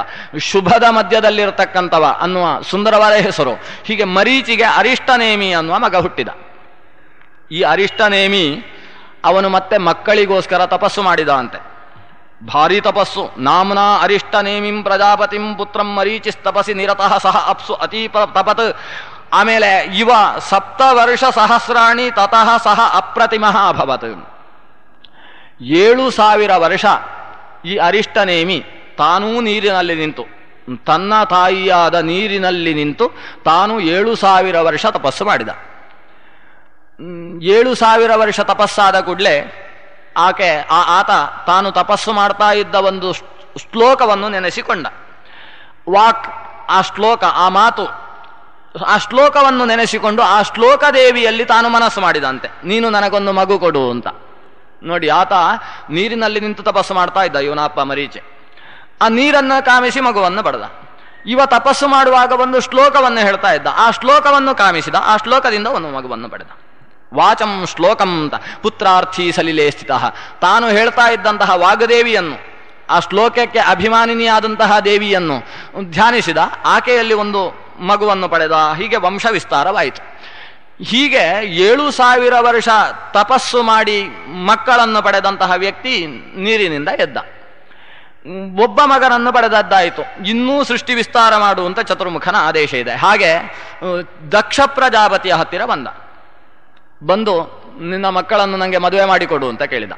ದಕ್ಷ ಪ್ರಜಾಪತಿ ಮದುವೆ ಮಾಡುವುದಕ್ಕೋಸ್ಕರವೇ ಇದ್ದವ. ಯಾಕಂದ್ರೆ 60 ಜನ ಹೆಣ್ಣು ಮಕ್ಕಳನ್ನು ಸೃಷ್ಟಿ ಮಾಡಿಟ್ಟಿದ್ದಾನೆ ಅವ. ಆ ಹೆಣ್ಣು ಮಕ್ಕಳಿಗೆ ಹೇಗೂ ಮದುವೆ ಆಗಬೇಕು. ಇವ ಬಂದು ಕೇಳಿದ, ಕನ್ಯಾರ್ಥಿ ಅಂತ ಹೇಳಿದ. ದಕ್ಷ ಪ್ರಜಾಪತಿ ಕೆಂಗಣ್ಣಿನಿಂದ ನೋಡಿದಂತೆ, ನೀನು ಪ್ರಯೋಜನ ಇಲ್ಲ, ನನ್ನ ಮಕ್ಕಳಿಗೆ ಆಗುವವ ಅಲ್ಲ, ಮುದುಕಾಗಿ ಹೋಗಿದ್ದಿ, ನೀನು ಹೆಣ್ಣುಗಳನ್ನು ಕೇಳಿದ್ರೆ ಹೇಗೆ? ಇವನಿಗೆ ಸಿಟ್ಟು ಬಂತು. ಏನು ನನ್ನನ್ನು ಮುದುಕ ಅಂತ ಹೇಳ್ತೀನಿ ನೀನು ಅಂತ. ಕೆಲವು ಸಲ ಮುದುಕರಾಗಿದ್ರೂ ಕೂಡ ಮುದುಕ ಅಂತ ಹೇಳಿದ್ರೆ ಸಿಟ್ಟು ಬರುತ್ತೆ. ಇವನಿನ್ನೂ ಮುದುಕ ಆಗಿರಲಿಲ್ಲ, ತಪಸ್ಸು ಮಾಡಿ ಬಂದಂತಹ ವ್ಯಕ್ತಿ. ಅವನನ್ನು ನೋಡಿ ನನ್ನ ಮಕ್ಕಳಿಗೆ ಪ್ರಯೋಜನ ಇಲ್ಲ ಅಂತ ದಕ್ಷ ಹೇಳಿದಾಗ ಆತನಿಗೆ ಸಿಟ್ಟು ಬಂತು. ಸಿಟ್ಟು ಬಂದು ಏನು ಮಾಡೋದು, ಕೊಡ್ಲಿಕ್ಕೆ ಆಗೋಲ್ಲ ಅಂತ ಹೇಳಿದ್ರೆ ಹೊಡಿಲಿಕ್ಕಾಗುತ್ತೋ? ಯಾಕಂದ್ರೆ ಹೆಣ್ಣು ಮಕ್ಕಳು ಆತನದ್ದು, ಹೊಡೆದು ಬಡ್ದು ಕಿತ್ತುಕೊಂಡು ದರೋಡೆ ಮಾಡುವ ಕೆಲಸ ಅದಲ್ಲ. ಹಾಗಾಗಿ ಅಲ್ಲಿಂದ ಮುಖ ಗಂಟಿಕ್ಕಿಕೊಂಡು ಹೊರಟು ಬಂದು ಬಹಳ ತಲೆ ಬಿಸಿ ಆಯಿತು. ಬಯಸಿಕೊಂಡದ್ದು ಹೆಣ್ಣು ಮಕ್ಕಳನ್ನು ಕೊಡ್ಲಿಕ್ಕೆ ಆಗೋಲ್ಲ ಅಂತ ಹೇಳಿದಾನೆ. ಬಹಳ ತಲೆ ಬಿಸಿ ಆದಾಗ ಏನು ಮಾಡಬೇಕು, ಚೆನ್ನಾಗಿ ಕುಡ್ದ ಅಂತ.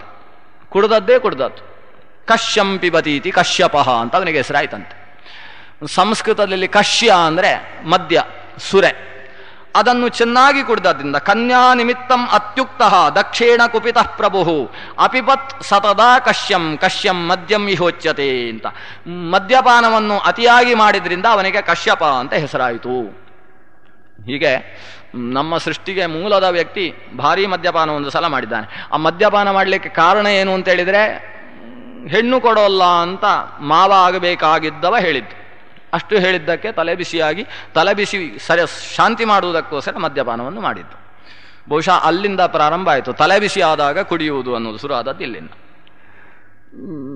ಈ ಕಶ್ಯಪ ಅಲ್ಲಿ ಎರಡು ಕಾರಣವನ್ನು ಕೊಡ್ತದೆ ಬ್ರಹ್ಮಾಂಡ ಪುರಾಣ. ಇವನಿಗೆ ಕಶ್ಯಪ, ಈ ಅರಿಷ್ಟನೇಮಿಯೇ ಕಶ್ಯಪನಾದ, ಮರೀಚಿಯ ಮಗನಾದ ಅರಿಷ್ಟನೇಮಿ ಕಶ್ಯಪನಾದದ್ದಕ್ಕೆ ಎರಡು ಕಾರಣ. ಒಂದು, ಕಶ್ಯಂ ಮದ್ಯಮಿಹೋಚ್ಯತೆ ಕಶ್ಯಪಾನಾತ್ ಕಶ್ಯಪೋಹಿ ಅಂತ. ಈ ಕಶ್ಯವನ್ನು ಪಾನ ಮಾಡಿದ್ರಿಂದ ಕಶ್ಯಪ ಆದ. ಎರಡನೇದ್ದು, ಕಶೇತಿ ನಾಮ ಯದ್ವಾಚಃ ವಾಚಾ ಕ್ರೂರಮುದಾಹೃತಂ ದಕ್ಷಾಭಿಶಪ್ತಃ ಕುಪಿತಃ ಕಶ್ಯಪಸ್ತೇನ ಸೋಭವತ್. ಕಷ ಅಂತ ಹೇಳಿದ್ರೆ ಚಾಟಿಯ ಹಾಗಿನ ಮಾತಿಗೆ ಕಷ ಅಂತ ಹೆಸರಂತೆ. ಸಂಸ್ಕೃತದಲ್ಲಿ ಕಷ ಅಂದರೆ ಚಾಟಿ ಅಂತಲೂ ಒಂದು ಅರ್ಥ. ಇಷ್ಟಾವತ್ತಿಂ ಬ್ರುವಾಣಸ್ಯ ಕಷಯಾಚೋತ್ತರಂ ವದೇತು ಅಂತೆಲ್ಲ ಗಾದೆಗಳಿದ್ದಾವೆ.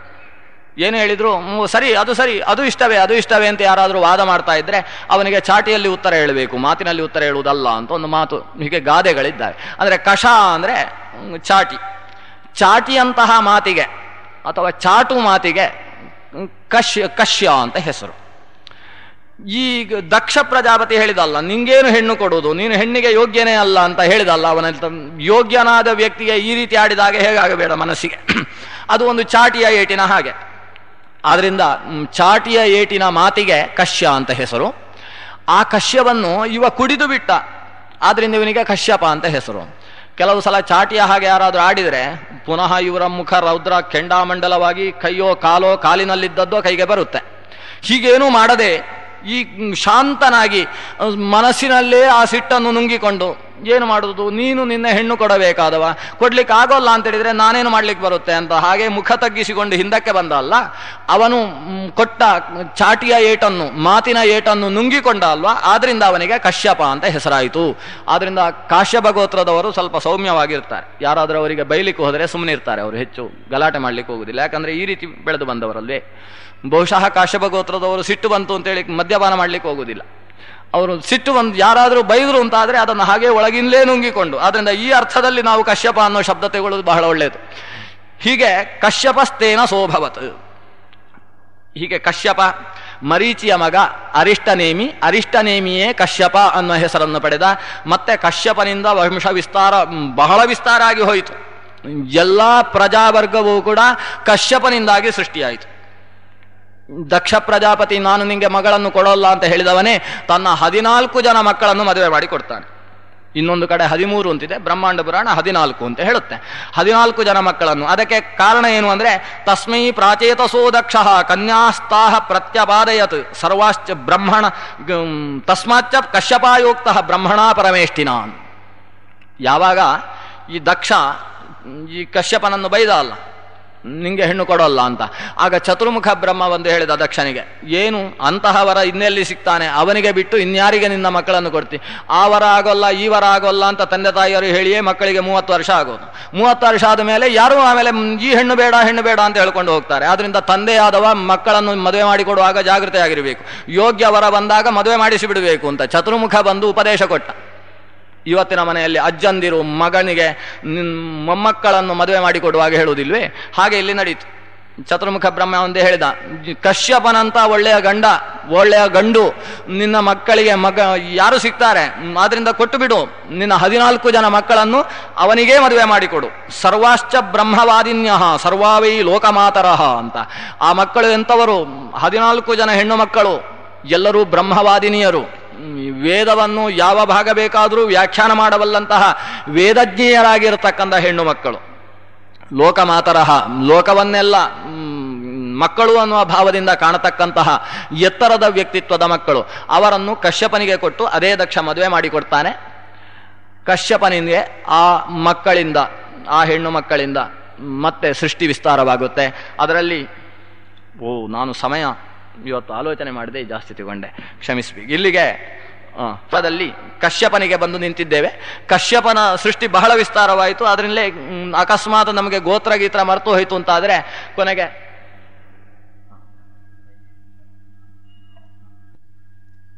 ಹೀಗೆ ಕಶ್ಯಪನಿಂದ ಸೃಷ್ಟಿ ಬಹಳ ವಿಸ್ತಾರವಾಗಿ ಬೆಳೆದಾದ್ರಿಂದ ಗೋತ್ರ ಅಕಸ್ಮಾತ್ ನಮಗೆ ಗೊತ್ತಿಲ್ಲ ಅನ್ನುವ ಸ್ಥಿತಿ ಬಂತು ಅಂತಾದರೆ ಗೋತ್ರಸ್ಯತ್ವ ಪರಿಜ್ಞಾನೇ ಕಾಶ್ಯಪಂ ಗೋತ್ರ ಉಚ್ಯತೆ ಅನ್ನುವ ಮಾತು ಇದೆ. ಗೋತ್ರ ಗೊತ್ತಿಲ್ಲ ಅಂತಾದರೆ ಕಾಶ್ಯಪ ಗೋತ್ರದಲ್ಲಿ ಸೇರ್ಕೊಂಡು ಬಿಡಬಹುದು ಅಂತ. ಯಾಕಂದ್ರೆ ಕಶ್ಯಪನಿಂದ ಎಲ್ಲ ಪ್ರಜಾಸರ್ಗ ವಿಸ್ತಾರವಾಗಿ ಬೆಳೆದು ನಿಂತಿತು ಅನ್ನುವ ಮಾತು ಅಲ್ಲಿದೆ.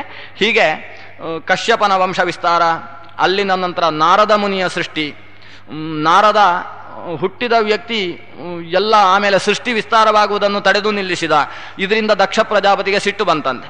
ನನ್ನ ಮಕ್ಕಳೆಲ್ಲ ಸಾಯುವುದಕ್ಕೆ ಕಾರಣ ಆಗ್ತಾ ಇದ್ದಾನೆ ನಾರದ ಅಂತ ದಕ್ಷ ಪ್ರಜಾಪತಿಗೆ ಸಿಟ್ಟು ಬಂದು ನಾರದನಿಗೆ ದಕ್ಷ ಪ್ರಜಾಪತಿ ಶಾಪ ಕೊಟ್ಟು ಬಿಡ್ತಾನೆ, ನೀನು 7 ಬಾರಿ ಹುಟ್ಟಿಬಿಡು ಲೋಕದಲ್ಲಿ ಅಂತ. ಹೀಗೆ ಅನೇಕ ಜನ್ಮಗಳನ್ನು ನಾರದ ಪಡೆಯತಕ್ಕಂತಹ ಸ್ಥಿತಿ ಬರುತ್ತೆ. ಆಮೇಲೆ ಧರ್ಮ ಪ್ರಜಾಪತಿ, ಚತುರ್ಮುಖ ಬ್ರಹ್ಮನ ಮತ್ತೊಬ್ಬ ಮಗ ಧರ್ಮ. ಆ ಧರ್ಮ ಪ್ರಜಾಪತಿಗೆ ಸುಮಾರು 13 ಜನ ಪತ್ನಿಯರು. ಅದರಿಂದ ಸೃಷ್ಟಿ ವಿಸ್ತಾರವಾಗುತ್ತೆ. ಅದರಲ್ಲಿ ವಿಶ್ವ ಅಂತ ಒಬ್ಬಳು ಪತ್ನಿ. ಧರ್ಮ ಪ್ರಜಾಪತಿಗೆ ವಿಶ್ವ ಅನ್ನುವ ಪತ್ನಿಯಲ್ಲಿ ವಿಶ್ವೇ ದೇವತೆಗಳ ಸೃಷ್ಟಿಯಾಗುತ್ತೆ.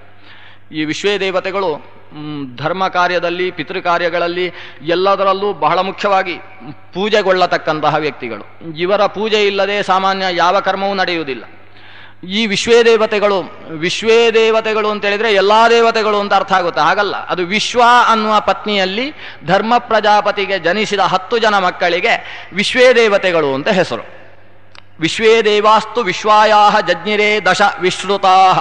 10 ಜನ ವಿಶ್ರುತಾಹ, ಬಹಳ ಪ್ರಸಿದ್ಧರಾಗಿರತಕ್ಕಂತಹ ವಿಶ್ವೇ ದೇವತೆಗಳು ವಿಶ್ವ ಅನ್ನುವ ಪತ್ನಿಯಲ್ಲಿ ಧರ್ಮ ಪ್ರಜಾಪತಿಗೆ ಜನಿಸಿದರು. ಅವರು ಯಾರು ಅಂದರೆ ಕ್ರತುಃ, ದಕ್ಷಃ, ಶ್ರವಃ, ಸತ್ಯಃ, ಕಾಲಃ, ಕಾಮಃ, ಮುನಿಃ ತಥಾ ಪುರೂರವೋ ಮಾರ್ದ್ರವಸಃ ರೋಚಮಾನಶ್ಚ ತೇಜಸ. ಒಟ್ಟು 10 ಜನ ಜನಿಸಿದರು. ಇವರಿಗೆ ಒಂದು ಪಿತೃಕಾರ್ಯ ಮಾಡಬೇಕಾದ್ರೆ, ಒಂದು ಶ್ರಾದ್ದ ಮಾಡಬೇಕಾದ್ರೆ ಅದರಲ್ಲಿ 2 ವಿಶ್ವೇ ದೇವತೆಗಳನ್ನು ಆರಾಧನೆ ಮಾಡಬೇಕು. ಪುರೂರವ ಮತ್ತು ಆರ್ದ್ರವ, ಅಥವಾ ಪುರೂರವ ಅಥವಾ ಮಾರ್ದ್ರವಸ್ ಅಂತ ಇಲ್ಲಿ ಕೊಟ್ಟ ಶಬ್ದ ಮಾರ್ದ್ರವಸ್ ಅನ್ನುವ ಶಬ್ದ ಇದೆ. ಹೀಗೆ ಪುರೂರವ, ಆರ್ದ್ರವ ಅನ್ನುವ ವಿಶ್ವೇ ದೇವತೆಗಳಿಗೆ ಪಿತೃಕಾರ್ಯದಲ್ಲಿ, ಶ್ರಾದ್ದದಲ್ಲಿ ಆರಾಧನೆ ಉಂಟು. ಇನ್ನು ಮತ್ತೆ ಅದೇ ಪಿತೃಕಾರ್ಯದಲ್ಲಿ ಬೇರೆ ಬೇರೆ ರೀತಿಯ ಸಾಂವತ್ಸರಿಕ ಶ್ರಾದ್ದ ಅಂತ ಒಂದಾಯಿತು. ಇನ್ನೊಂದು ಪಿತೃಪಕ್ಷದ 16 ದಿವಸ ಅಥವಾ 15 ದಿವಸ ಭಾದ್ರಪದ ಮಾಸದ ಕೃಷ್ಣ ಪಕ್ಷದಲ್ಲಿ, ಪಿತೃಪಕ್ಷದಲ್ಲಿ ಮಹಾಲಯ ಶ್ರಾದ್ದವನ್ನು ಮಾಡುವಂತಹದ್ದಿದೆ. ಆ ಮಹಾಲಯ ಶ್ರಾದ್ದದಲ್ಲಿ ಈ ವಿಶ್ವೇ ದೇವತೆಗಳಲ್ಲಿ ಮತ್ತೆ 2 ಧುರಿಲೋಚನ ಅಂತಕ್ಕಂತಹ 2 ವಿಶ್ವೇ ದೇವತೆಗಳು, ಅವರನ್ನು ಆರಾಧನೆ ಮಾಡಬೇಕು. ಮೃತನಾದ ವ್ಯಕ್ತಿಗೆ 12ನೇ ದಿವಸ ಅಥವಾ 1 ವರ್ಷದ ನಂತರದಲ್ಲಿ ಒಂದು ಸಪಿಂಡೀಕರಣ ಅಂತ ಹಿಂದಿನ ಪಿತೃಗಣದಲ್ಲಿ ಸೇರಿಸತಕ್ಕಂತಹ ಪ್ರಕ್ರಿಯೆ ಆಗುತ್ತೆ. ಆ ಹೊತ್ತಿಗೆ ಕಾಲ, ಕಾಮ ಅಂತಕ್ಕಂಥ 2ರನ್ನು ಆರಾಧನೆ ಮಾಡಬೇಕು. ಸೀಮಂತೋನ್ನಯನದಲ್ಲಿ, ನಾಂದಿ ಶ್ರಾದ್ದದಲ್ಲಿ ಅಲ್ಲಿ ಕ್ರತು, ದಕ್ಷ ಅಂತಕ್ಕಂಥ 2ರನ್ನು ಆರಾಧನೆ ಮಾಡಬೇಕು. ಸತ್ಯ, ವಸು ಅಂತಕ್ಕಂಥ 2 ವಿಶ್ವೇ ದೇವತೆಗಳನ್ನು ಎಲ್ಲ ಪೌಷ್ಟಿಕ ನಾಂದಿ ಶ್ರಾದ್ದಗಳಲ್ಲಿ ಆರಾಧನೆ ಮಾಡಬೇಕು. ಹೀಗೆ ಪಿತೃಗಳ ಆರಾಧನೆಯ ಮೊದಲು ಒಂದು ವಿಶ್ವೇ ದೇವಸ್ಥಾನ ಅಂತ ದೇವತೆಗಳಿಗೆ ಒಂದು ಸ್ಥಾನವನ್ನು ಕೊಟ್ಟು ಅಲ್ಲಿ ಪೂಜೆಯನ್ನು ಮಾಡಬೇಕು. ಆ ದೇವತೆಗಳ ಸ್ಥಾನದಲ್ಲಿ ಕುಳಿತು ಪೂಜೆಯನ್ನು ಸ್ವೀಕಾರ ಮಾಡತಕ್ಕಂತಹ ಶಕ್ತಿಗಳು ಈ ವಿಶ್ವೇ ದೇವತೆಗಳು. ಅವರು ವಿಶ್ವ ಅಂತಕ್ಕಂತಹ ಪತ್ನಿಯಲ್ಲಿ ಧರ್ಮ ಪ್ರಜಾಪತಿಯಿಂದ ಜನಿಸಿದವರು. ಅದೇ ಧರ್ಮ ಪ್ರಜಾಪತಿಯಿಂದ ಮರುತ್ವಾನ್ ಅಂತಕ್ಕಂತಹ ಒಂದು ದೇವತೆಗಳ ಗಣ, ದೇವ ಅಂತಕ್ಕಂತಹ ಒಂದು ದೇವಗಣ, ಸಾಧ್ಯ ಅಂತಕ್ಕಂತಹ ಒಂದು ದೇವಗಣ, ಸಿದ್ಧ ಅನ್ನುವ ದೇವಗಣ, ಹೀಗೆ ಅನೇಕ ದೇವತಾಗಣಗಳು ಇದೇ ಧರ್ಮ ಪ್ರಜಾಪತಿಯಿಂದ ಸೃಷ್ಟಿಯಾಗ್ತವೆ. ಅದರಲ್ಲಿ ಮತ್ತೆ ಕಶ್ಯಪನ 14 ಪತ್ನಿಯರಿಂದ ಆದ ವಂಶ ವಿಸ್ತಾರವನ್ನು ಹೇಳ್ತಾರೆ. ಅದರಲ್ಲಿ ಏಕಾದಶ ರುದ್ರರು ಅಂತ ಬಹಳ ಪ್ರಸಿದ್ಧ. ಆ ಏಕಾದಶ ರುದ್ರರು ಎಲ್ಲಿಂದ ಸೃಷ್ಟಿಯಾದದ್ದು ಅಂದರೆ ಕಶ್ಯಪನಿಗೆ ತನ್ನ ಪತ್ನಿಯಾದ ಸುರಭಿಯಲ್ಲಿ ಹುಟ್ಟಿದವರು. 14 ಜನ ಪತ್ನಿಯರಲ್ಲಿ ಸುರಭಿ ಒಬ್ಬಳು. ಆ ಸುರಭಿಯಿಂದಾಗಿ ಗೋವಂಶದ ವಿಸ್ತಾರವಾಗುತ್ತೆ. ಗೋವುಗಳೆಲ್ಲ ಸೃಷ್ಟಿಯಾದದ್ದು ಕಶ್ಯಪನಿಂದಾಗಿ ಸುರಭಿ ಅನ್ನುವ ಪತ್ನಿಯ ಮೂಲಕ. ಅದೇ ಸುರಭಿಯಲ್ಲಿ ಸುರಭ್ಯಾಂ ಕಶ್ಯಪಾತ್ ರುದ್ರಾಹ ಏಕಾದಶ ವಿಜಜ್ಞಿರೇನ್, 11 ಜನ ರುದ್ರರು ಸುರಭಿಯಲ್ಲಿ ಜನಿಸ್ತಾರೆ. ಅದು ಹೇಗೆ 11 ಜನ ರುದ್ರರು ಜನಿಸಿದ್ರು ಅಂದರೆ ಮಹಾದೇವ ಪ್ರಸಾದೇನ ತಪಸಾ ಭಾವಿತಾ ಸತೀ. ಆಕೆ ಸುರಭಿ ರುದ್ರದೇವರನ್ನು ಕುರಿತು ತಪಸ್ಸು ಮಾಡಿದ್ಲು. ರುದ್ರದೇವ ಆಕೆಗೆ ವರ ಕೊಟ್ಟ. ಹೀಗೆ ರುದ್ರನ ವರದಿಂದಾಗಿ ಕಶ್ಯಪನ ಪತ್ನಿಯಾದಂತಹ ಸುರಭಿ 11 ಜನ ಮಕ್ಕಳಿಗೆ ಜನ್ಮ ಕೊಡ್ತಾಳೆ. ಅಂಗಾರಕ, ಸರ್ಪ, ನಿರುತಿ, ಸದಸಸ್ಪತಿ, ಅಜೈಕಪಾತ್, ಅಹಿರ್ಬುದ್ಧಿಯ, ಜ್ವರ, ಭವನ, ಈಶ್ವರ, ಮೃತ್ಯು, ಕಪಾಲಿ ಅಂತ 11 ಜನ. ಈ 11 ಜನರಿಗೆ ಏಕಾದಶ ರುದ್ರರು ಅಂತ ಹೆಸರು. ಅಂದರೆ ಏಕಾದಶ ರುದ್ರ ಅಂತ ಹೇಳಿದ ಕೂಡಲೇ ನಮಗೇನು ಭಾವನೆ ಬರುತ್ತೆ ಅಂದರೆ 11 ಜನ ರುದ್ರರು. 11 ಜನ ರುದ್ರರು ಅಂತ ಹೇಳಿದರೆ ಒಬ್ಬೊಬ್ಬನು ಕೂಡ ಕೈಯಲ್ಲಿ ತ್ರಿಶೂಲ ಹಿಡ್ಕೊಂಡು 3 ಕಣ್ಣುಗಳನ್ನು ಇಟ್ಟುಕೊಂಡು ಚರ್ಮಾಂಬರಧಾರಿಯಾಗಿ ನಿಂತಹ 11 ಜನ ರುದ್ರರು. ಈ ದ್ವಾದಶ ಆದಿತ್ಯರು ಅಂದರೂ ಹಾಗೆ ಕಲ್ಪನೆ ಜನರಿಗೆ. ದ್ವಾದಶ ಆದಿತ್ಯರು ಅಂದರೆ 12 ಜನ ಸೂರ್ಯರು. ಪೂರ್ವ ದಿಕ್ಕಿನಲ್ಲಿ 12 ಜನ ಸೂರ್ಯರಿಗೆ ಜಾಗ ಸಾಕಾಗುತ್ತೋ ಇಲ್ಲೋ ಅಂತ ಸಂಶಯ ಕೆಲವರಿಗೆ ಬರುತ್ತೆ. ದ್ವಾದಶ ಆದಿತ್ಯರು, ಏಕಾದಶ ರುದ್ರರು ಅಂತ ಇದೆಲ್ಲ ಪಿತೃಕಾರ್ಯದಲ್ಲಿ ಆರಾಧನೆ ಮಾಡ್ತಕ್ಕಂತಹ ವ್ಯಕ್ತಿಗಳು. ವಸು, ರುದ್ರ, ಆದಿತ್ಯಾನ್, ಅದು ಅಷ್ಟವಸುಗಳು, ಏಕಾದಶ ರುದ್ರರು ಮತ್ತು ದ್ವಾದಶ ಆದಿತ್ಯರು. ಇವರು ಪಿತಾಮಹ, ಪ್ರಪಿತಾಮಹ ಅನ್ನುವ 3 ವರ್ಗದಲ್ಲಿ ನಿಂತು ಪೂಜೆಯನ್ನು ಸ್ವೀಕಾರ ಮಾಡತಕ್ಕಂಥವರು. ಅದರಲ್ಲಿ ರುದ್ರ ಅನ್ನುವ ಏಕಾದಶ ರುದ್ರರು ಅದು ಕಶ್ಯಪನಿಗೆ ತನ್ನ ಪತ್ನಿಯಾದ ಸುರಭಿಯಲ್ಲಿ ಜನಿಸಿರತಕ್ಕಂತಹ 11 ಜನ. ಅದರಲ್ಲಿ ಮೊದಲನೆಯವ ಕುಜ, ಕೊನೆಯವ ಕಪಾಲಿ. ಕಪಾಲಿ ಅಂದರೆ ಸಾಕ್ಷಾತ್ ರುದ್ರದೇವ. ಹೀಗೆ ಕೊನೆಯವ ಒಬ್ಬ ರುದ್ರದೇವ, ಮೊದಲನೆಯವ ಅಂಗಾರಕ. ಈಗ ಇವರು ಒಟ್ಟು 11 ಜನ. ಇವರಿಗೆ ಏಕಾದಶ ರುದ್ರರು ಅಂತ ಹೆಸರು. ಇವರು ಸುರಭಿಯಲ್ಲಿ ಜನಿಸಿದ್ರು. ಅದೇ ಸುರಭಿಗೆ ಮತ್ತೆ 4 ಜನ ಹೆಣ್ಣು ಮಕ್ಕಳು ಜನಿಸ್ತಾರೆ. ಆ ಹೆಣ್ಣು ಮಕ್ಕಳಲ್ಲಿ ಕಾಮದುಘ ಅಂತ ಒಬ್ಬಳು. ಆ ಕಾಮದುಘ ಅಥವಾ ಕಾಮಧೇನು ಅನ್ನುವ ಹೆಣ್ಣು ಮಗಳಲ್ಲಿ ಗೋವಿನ ವಂಶ ವಿಸ್ತಾರವಾಗುತ್ತೆ. ಮತ್ತೊಂದು ಹಂಸಕಾಲಿ ಅಂತ ಮತ್ತೊಬ್ಬಳು ಮಗಳು, ಅವಳಿಂದಾಗಿ ಎಮ್ಮೆಗಳು ಮತ್ತು ಕೋಣಗಳು ಜನಿಸ್ತವೆ. ಇನ್ನೊಬ್ಬಳು ಭದ್ರ ಅಂತ ಮತ್ತೊಬ್ಬಳು ಹೆಣ್ಣು ಮಗಳು, ಅವಳಿಂದಾಗಿ ಕುರಿಗಳು ಜನಿಸ್ತವೆ. ಹೀಗೆ ಕುರಿಗಳು, ಕೋಣಗಳು ಮತ್ತು ಎಮ್ಮೆಗಳು ಮತ್ತು ಎತ್ತುಗಳು ಮತ್ತು ಹಸುಗಳು ಇವೆಲ್ಲ ಸುರಭಿ ಅನ್ನುವ ಪತ್ನಿಯ ಮೂಲಕ ಕಶ್ಯಪ ವಿಸ್ತರಿಸಿಕೊಂಡು ಹೋದದ್ದು. ಕದ್ರು ಅನ್ನುವ ಹೆಣ್ಣಿನ ಮೂಲಕವಾಗಿ ಕಶ್ಯಪ ಮಹರ್ಷಿ ಸರ್ಪ ಸಂತಾನವನ್ನು ವಿಸ್ತಾರ ಮಾಡಿದ. ವಿನತ ಅನ್ನುವ ಪತ್ನಿಯ ಮೂಲಕ ಪಕ್ಷಿಗಳ ಸಂತಾನವನ್ನು ವಿಸ್ತಾರ ಮಾಡಿದ. ಹೀಗೆ ಲೋಕದ ನಾನಾ ರೀತಿಯ ಪ್ರಜೆಗಳ ಸೃಷ್ಟಿ ಕಶ್ಯಪನ ಮೂಲಕವಾಗಿ ಮುಂದುವರಿತು ಅನ್ನುವಲ್ಲಿಗೆ ಸೃಷ್ಟಿಯ ವಿಸ್ತಾರದ ಒಂದು ವಿವರಣೆ ಮುಗಿಯುತ್ತೆ. ಇನ್ನು ಮುಂದೆ ದೇವತೆಗಳ ಸೃಷ್ಟಿ, ಯಜುರ್ವೇದದಲ್ಲಿ ಜಯಾದಿ ಅಂತ ಒಂದು ಮಂತ್ರಗಳಿದ್ದಾವೆ. ಆ ಜಯ ಅನ್ನುವ ಮಂತ್ರದೇವತೆಗಳ ಸೃಷ್ಟಿ ಮತ್ತು ಪರಶುರಾಮನ ಸೃಷ್ಟಿ ವಿಸ್ತಾರ, ಈ ಪ್ರಕ್ರಿಯೆಯನ್ನು ಮತ್ತೆ ಬ್ರಹ್ಮಾಂಡ ಪುರಾಣದ ಉತ್ತರಾರ್ಧದಲ್ಲಿ ಬರುವ ಋಷಿ ಸೃಷ್ಟಿ, ಸಪ್ತಋಷಿಗಳ ಸೃಷ್ಟಿ ವಿಸ್ತಾರದ ವಿಷಯವನ್ನು ನಿನ್ನೆ ನಾವು ಗಮನಿಸಿದ್ವಿ. ಅಲ್ಲಿಂದ ಮುಂದೆ ಇದೇ ಋಷಿ ಸೃಷ್ಟಿಯ ವಿಸ್ತಾರವನ್ನು ನಾವು ಕಾಣ್ತೇವೆ. ಮಧ್ಯದಲ್ಲಿ ಕೆಲವು ಬೇರೆ ವಿಷಯಗಳು ಪ್ರಸಕ್ತವಾಗ್ತವೆ. ಸಾಕ್ಷಾತ್ ಚತುರ್ಮುಖನಿಂದ ಆದ ಸೃಷ್ಟಿ ವಿಸ್ತಾರವನ್ನು ಮಧ್ಯದಲ್ಲಿ ನಿರೂಪಣೆ ಮಾಡ್ತಾರೆ. ಅದರಲ್ಲಿ ಒಂದು ಸೃಷ್ಟಿ ಜಯ ಅನ್ನುವ ದೇವತೆಗಳ ಸೃಷ್ಟಿ. ಜಯ ವಿಜಯ ಅನ್ನುವ ದ್ವಾರಪಾಲಕರಿದ್ದಾರೆ, ಅವರ ಸೃಷ್ಟಿ ಅಲ್ಲ. ಮಂತ್ರಗಳಿಗೆ ಅಭಿಮಾನಿ ದೇವತೆಗಳು ಜಯಾದಿಗಳು ಅಂತ ಅವರನ್ನು ಕರೀತಾರೆ. ಅದರಲ್ಲಿ ವಸ್ತುತಃ ಎಲ್ಲ ದೇವತೆಗಳಿಗೂ ಜಯ ಅಂತಲೇ ಹೆಸರು. ತುಂಬ ಒಂದು ದೊಡ್ಡ ಗಣ ಜಯ ಅನ್ನುವ ದೇವತಾ ಗಣ. ದರ್ಶ, ಪೌರ್ಣಮಾಸ, ಬೃಹತ್ಸಾಮ, ರಥಂತರ, ಚಿತಿ, ಸುಚಿತಿ, ಆಕೂತಿ, ಕೂತಿ ಅಂತ ತುಂಬ ಯಾಜುಷ ಮಂತ್ರಗಳು ತುಂಬ ಇದ್ದಾವೆ. ಆ ಎಲ್ಲ ಮಂತ್ರಗಳಿಗೂ ಕೂಡ ಅಭಿಮಾನಿ ದೇವತೆಗಳು ಜಯ ಅಂತ ಕರೆಸಿಕೊಳ್ತಾರೆ. ಇವರನ್ನು ಚತುರ್ಮುಖ ಬ್ರಹ್ಮ ತನ್ನ ಮುಖದಿಂದ ಸೃಷ್ಟಿ ಮಾಡಿದ. ಈ ಜಯಾದಿ ಮಂತ್ರಗಳಿಲ್ಲದೆ ಒಂದು ಯಾಜುಷ ಹೋಮ ಪೂರ್ತಿ ಆಗುವುದೇ ಇಲ್ಲ. ಒಂದು ಯಜುರ್ವೇದ ಕ್ರಮದಲ್ಲಿ ಒಂದು ಯಜ್ಞ ಮಾಡಬೇಕು ಅಂತಾದರೆ ಈ ಜಯಾದಿ ಮಂತ್ರಗಳಿಂದ ಆಹುತಿಯನ್ನು ಕೊಡದೆ ಹೋದರೆ ಯಜ್ಞ ಪೂರ್ತಿಯೇ ಆಗುವುದಿಲ್ಲ. ಅಂತಹ ವಿಶೇಷ ಸ್ಥಾನವುಳ್ಳ ಮಂತ್ರಗಳು. ಅದಕ್ಕೆ ದೇವತೆಗಳು ಜಯಾದಿಗಳು. ಈ ಜಯಾದಿ ದೇವತೆಗಳನ್ನು ಸೃಷ್ಟಿ ಮಾಡಿ ಚತುರ್ಮುಖ ಆದೇಶ ಮಾಡ್ತಾನೆ, ನೀವು ಯಜ್ಞ ಮಾಡ್ತಾ ಇರಬೇಕು, ಅದಕ್ಕೋಸ್ಕರ ಏನೇನು ಬೇಕೋ ಆ ಸಾಧನ ಸಂಪತ್ತಿಗಳನ್ನು ಸೇರಿಸಿಕೊಳ್ಳಿ ಅಂತ ಆದೇಶ ಮಾಡಿ ಚತುರ್ಮುಖ ಬ್ರಹ್ಮ ಅಂತರ್ಧಾನನಾಗ್ತಾನೆ. ಇವರು ಚತುರ್ಮುಖ ಅಂತರ್ಧಾನನಾದ ಮೇಲೆ ಈ ಜಯಾದಿ ದೇವತೆಗಳು ಆಲೋಚನೆ ಮಾಡ್ತಾರೆ, ನಾವು ಯಜ್ಞ ಮಾಡಬೇಕಂತೆ. ಯಜ್ಞ ಮಾಡಬೇಕು ಅಂತಾದರೆ ಏನೇನು ಸಂಪತ್ತಿಗಳು ಬೇಕೋ ಅವುಗಳನ್ನು ನಾವು ಸೇರಿಸಿಕೊಳ್ಳಬೇಕು. ಏನು ಬೇಕು? ಯಜ್ಞ ಮಾಡಬೇಕಾದ್ರೆ ಮೊದಲು ಮದುವೆ ಆಗಬೇಕು. ಮದುವೆ ಆಗದೆ ಯಜ್ಞ ಮಾಡಲಿಕ್ಕೆ ಅಧಿಕಾರ ಇಲ್ಲ. ಅವನದ್ದೇ ಆದ ಒಂದು ಅಗ್ನಿಯನ್ನು ಸಂಪಾದಿಸಿದ ಮೇಲೆ ಆ ಅಗ್ನಿಯಲ್ಲಿ ಶ್ರೌತಯಾಗಗಳನ್ನು ಮಾಡುವುದಕ್ಕೆ ಅವನಿಗೆ ಅಧಿಕಾರ ಪ್ರಾಪ್ತಿಯಾಗ್ತದೆ. ಅವನು ಅಗ್ನಿ ಪರಿಗ್ರಹಣ ಮಾಡುವುದು ವಿವಾಹಾಗ್ನಿಯಲ್ಲಿ, ಲಾಜಹೋಮದಲ್ಲಿ. ಗೃಹ್ಯಾಗ್ನಿಯನ್ನು ಪರಿಗ್ರಹಿಸಿದ ಮೇಲೆ ಆ ಅಗ್ನಿಯಲ್ಲಿ ಆತ ಯಜ್ಞಯಾಗಗಳನ್ನು ಮಾಡುವುದಕ್ಕೆ ಸಮರ್ಥನಾಗ್ತಾನೆ. ಆದ್ದರಿಂದ ಮೊದಲು ದಾರ ಸಂಗ್ರಹಣ ಮಾಡಬೇಕಾಯಿತು. ಆದರೆ ಅವರು ಆಲೋಚನೆ ಮಾಡಿದರಂತೆ, ಚತುರ್ಮುಖ ನಮಗೆ ಮದುವೆಯಾಗಿ ಯಾಗ ಮಾಡಬೇಕು ಅಂತ ಆದೇಶ ಮಾಡಿದ್ದಾನೆ, ಆದರೆ ಇದು ಅಷ್ಟು ಒಳ್ಳೆ ಮಾರ್ಗ ಅಲ್ಲ. ಯಾಕಂದರೆ ಮದುವೆ ಆಗಬೇಕು, ಮದುವೆ ಆದಮೇಲೆ ಮನೆ ಕಟ್ಟಬೇಕು, ಆಮೇಲೆ ನೋಡ್ಕೊಳ್ಬೇಕು, ಎಷ್ಟು ಕಷ್ಟ ಇದೆ. ಮಕ್ಕಳಾಗ್ತಾವೆ, ಮಕ್ಕಳಾದ ಮೇಲೆ ಹೇಳಿದ ಹಾಗೆ ಕೇಳ್ತಾವೋ ಇಲ್ಲೋ ಗ್ಯಾರಂಟಿ ಇಲ್ಲ. ಅವುಗಳನ್ನೆಲ್ಲ ಸಂಭಾಳಿಸಿಕೊಂಡು ಹೋಗಬೇಕು. ಜೀವನ ಎಷ್ಟು ಕ್ಲೇಶ ಇದೆ. ಆದ್ದರಿಂದ ಈ ಮದುವೆಯ ಫಚೀತಿಗೆ ನಾವು ಇಳಿಯುವುದು ಬೇಡ. ಈ ಆದೇಶ ಚತುರ್ಮುಖ ಮಾಡಿದರೂ ಕೂಡ ಅದು ನಮ್ಮ ಶ್ರೇಯಸ್ಸಾಧನೆಗೆ ಸರಿಯಿಲ್ಲ. ಆದ್ದರಿಂದ ನಮ್ಮ ಆಲೋಚನೆಯ ಮೇಲೆಗೆ ನಾವು ತೀರ್ಮಾನ ಮಾಡ್ತೇವೆ. ಜುಗುಪ್ಸಂತಹ ಪ್ರಸೂತಿಂಚ ನಿಸ್ಸತ್ವಾಹ ನಿರ್ಮಮಾಹ ಅಭವನ್. ಆದ್ದರಿಂದ ಈ ಎಲ್ಲ ಸಂಸಾರದ ವಿಸ್ತಾರ ನಮಗೆ ಬೇಡ ಅಂತ ಭಾವಿಸಿಕೊಂಡು ಅವರು ಪರಮಂ ಜ್ಞಾನಮಾಸ್ಥಾಯ ತತ್ ಸಂಕ್ಷಿಪ್ಯ ಸುಸಂಸ್ಥಿತಾಹ ಅಂತ ಜ್ಞಾನಯೋಗದ ಕಡೆಗೆ ವಾಲಿದರಂತೆ. ಸಂಸಾರದಿಂದ ವಿರಕ್ತರಾದರು, ಯಜ್ಞ ಯಾಗಗಳನ್ನು ದೂರ ಇಟ್ಟರು, ಸನ್ಯಾಸವನ್ನು ಸ್ವೀಕಾರ ಮಾಡುವ ಸ್ಥಿತಿಯಲ್ಲಿ ಸಾಗಿದ್ರು.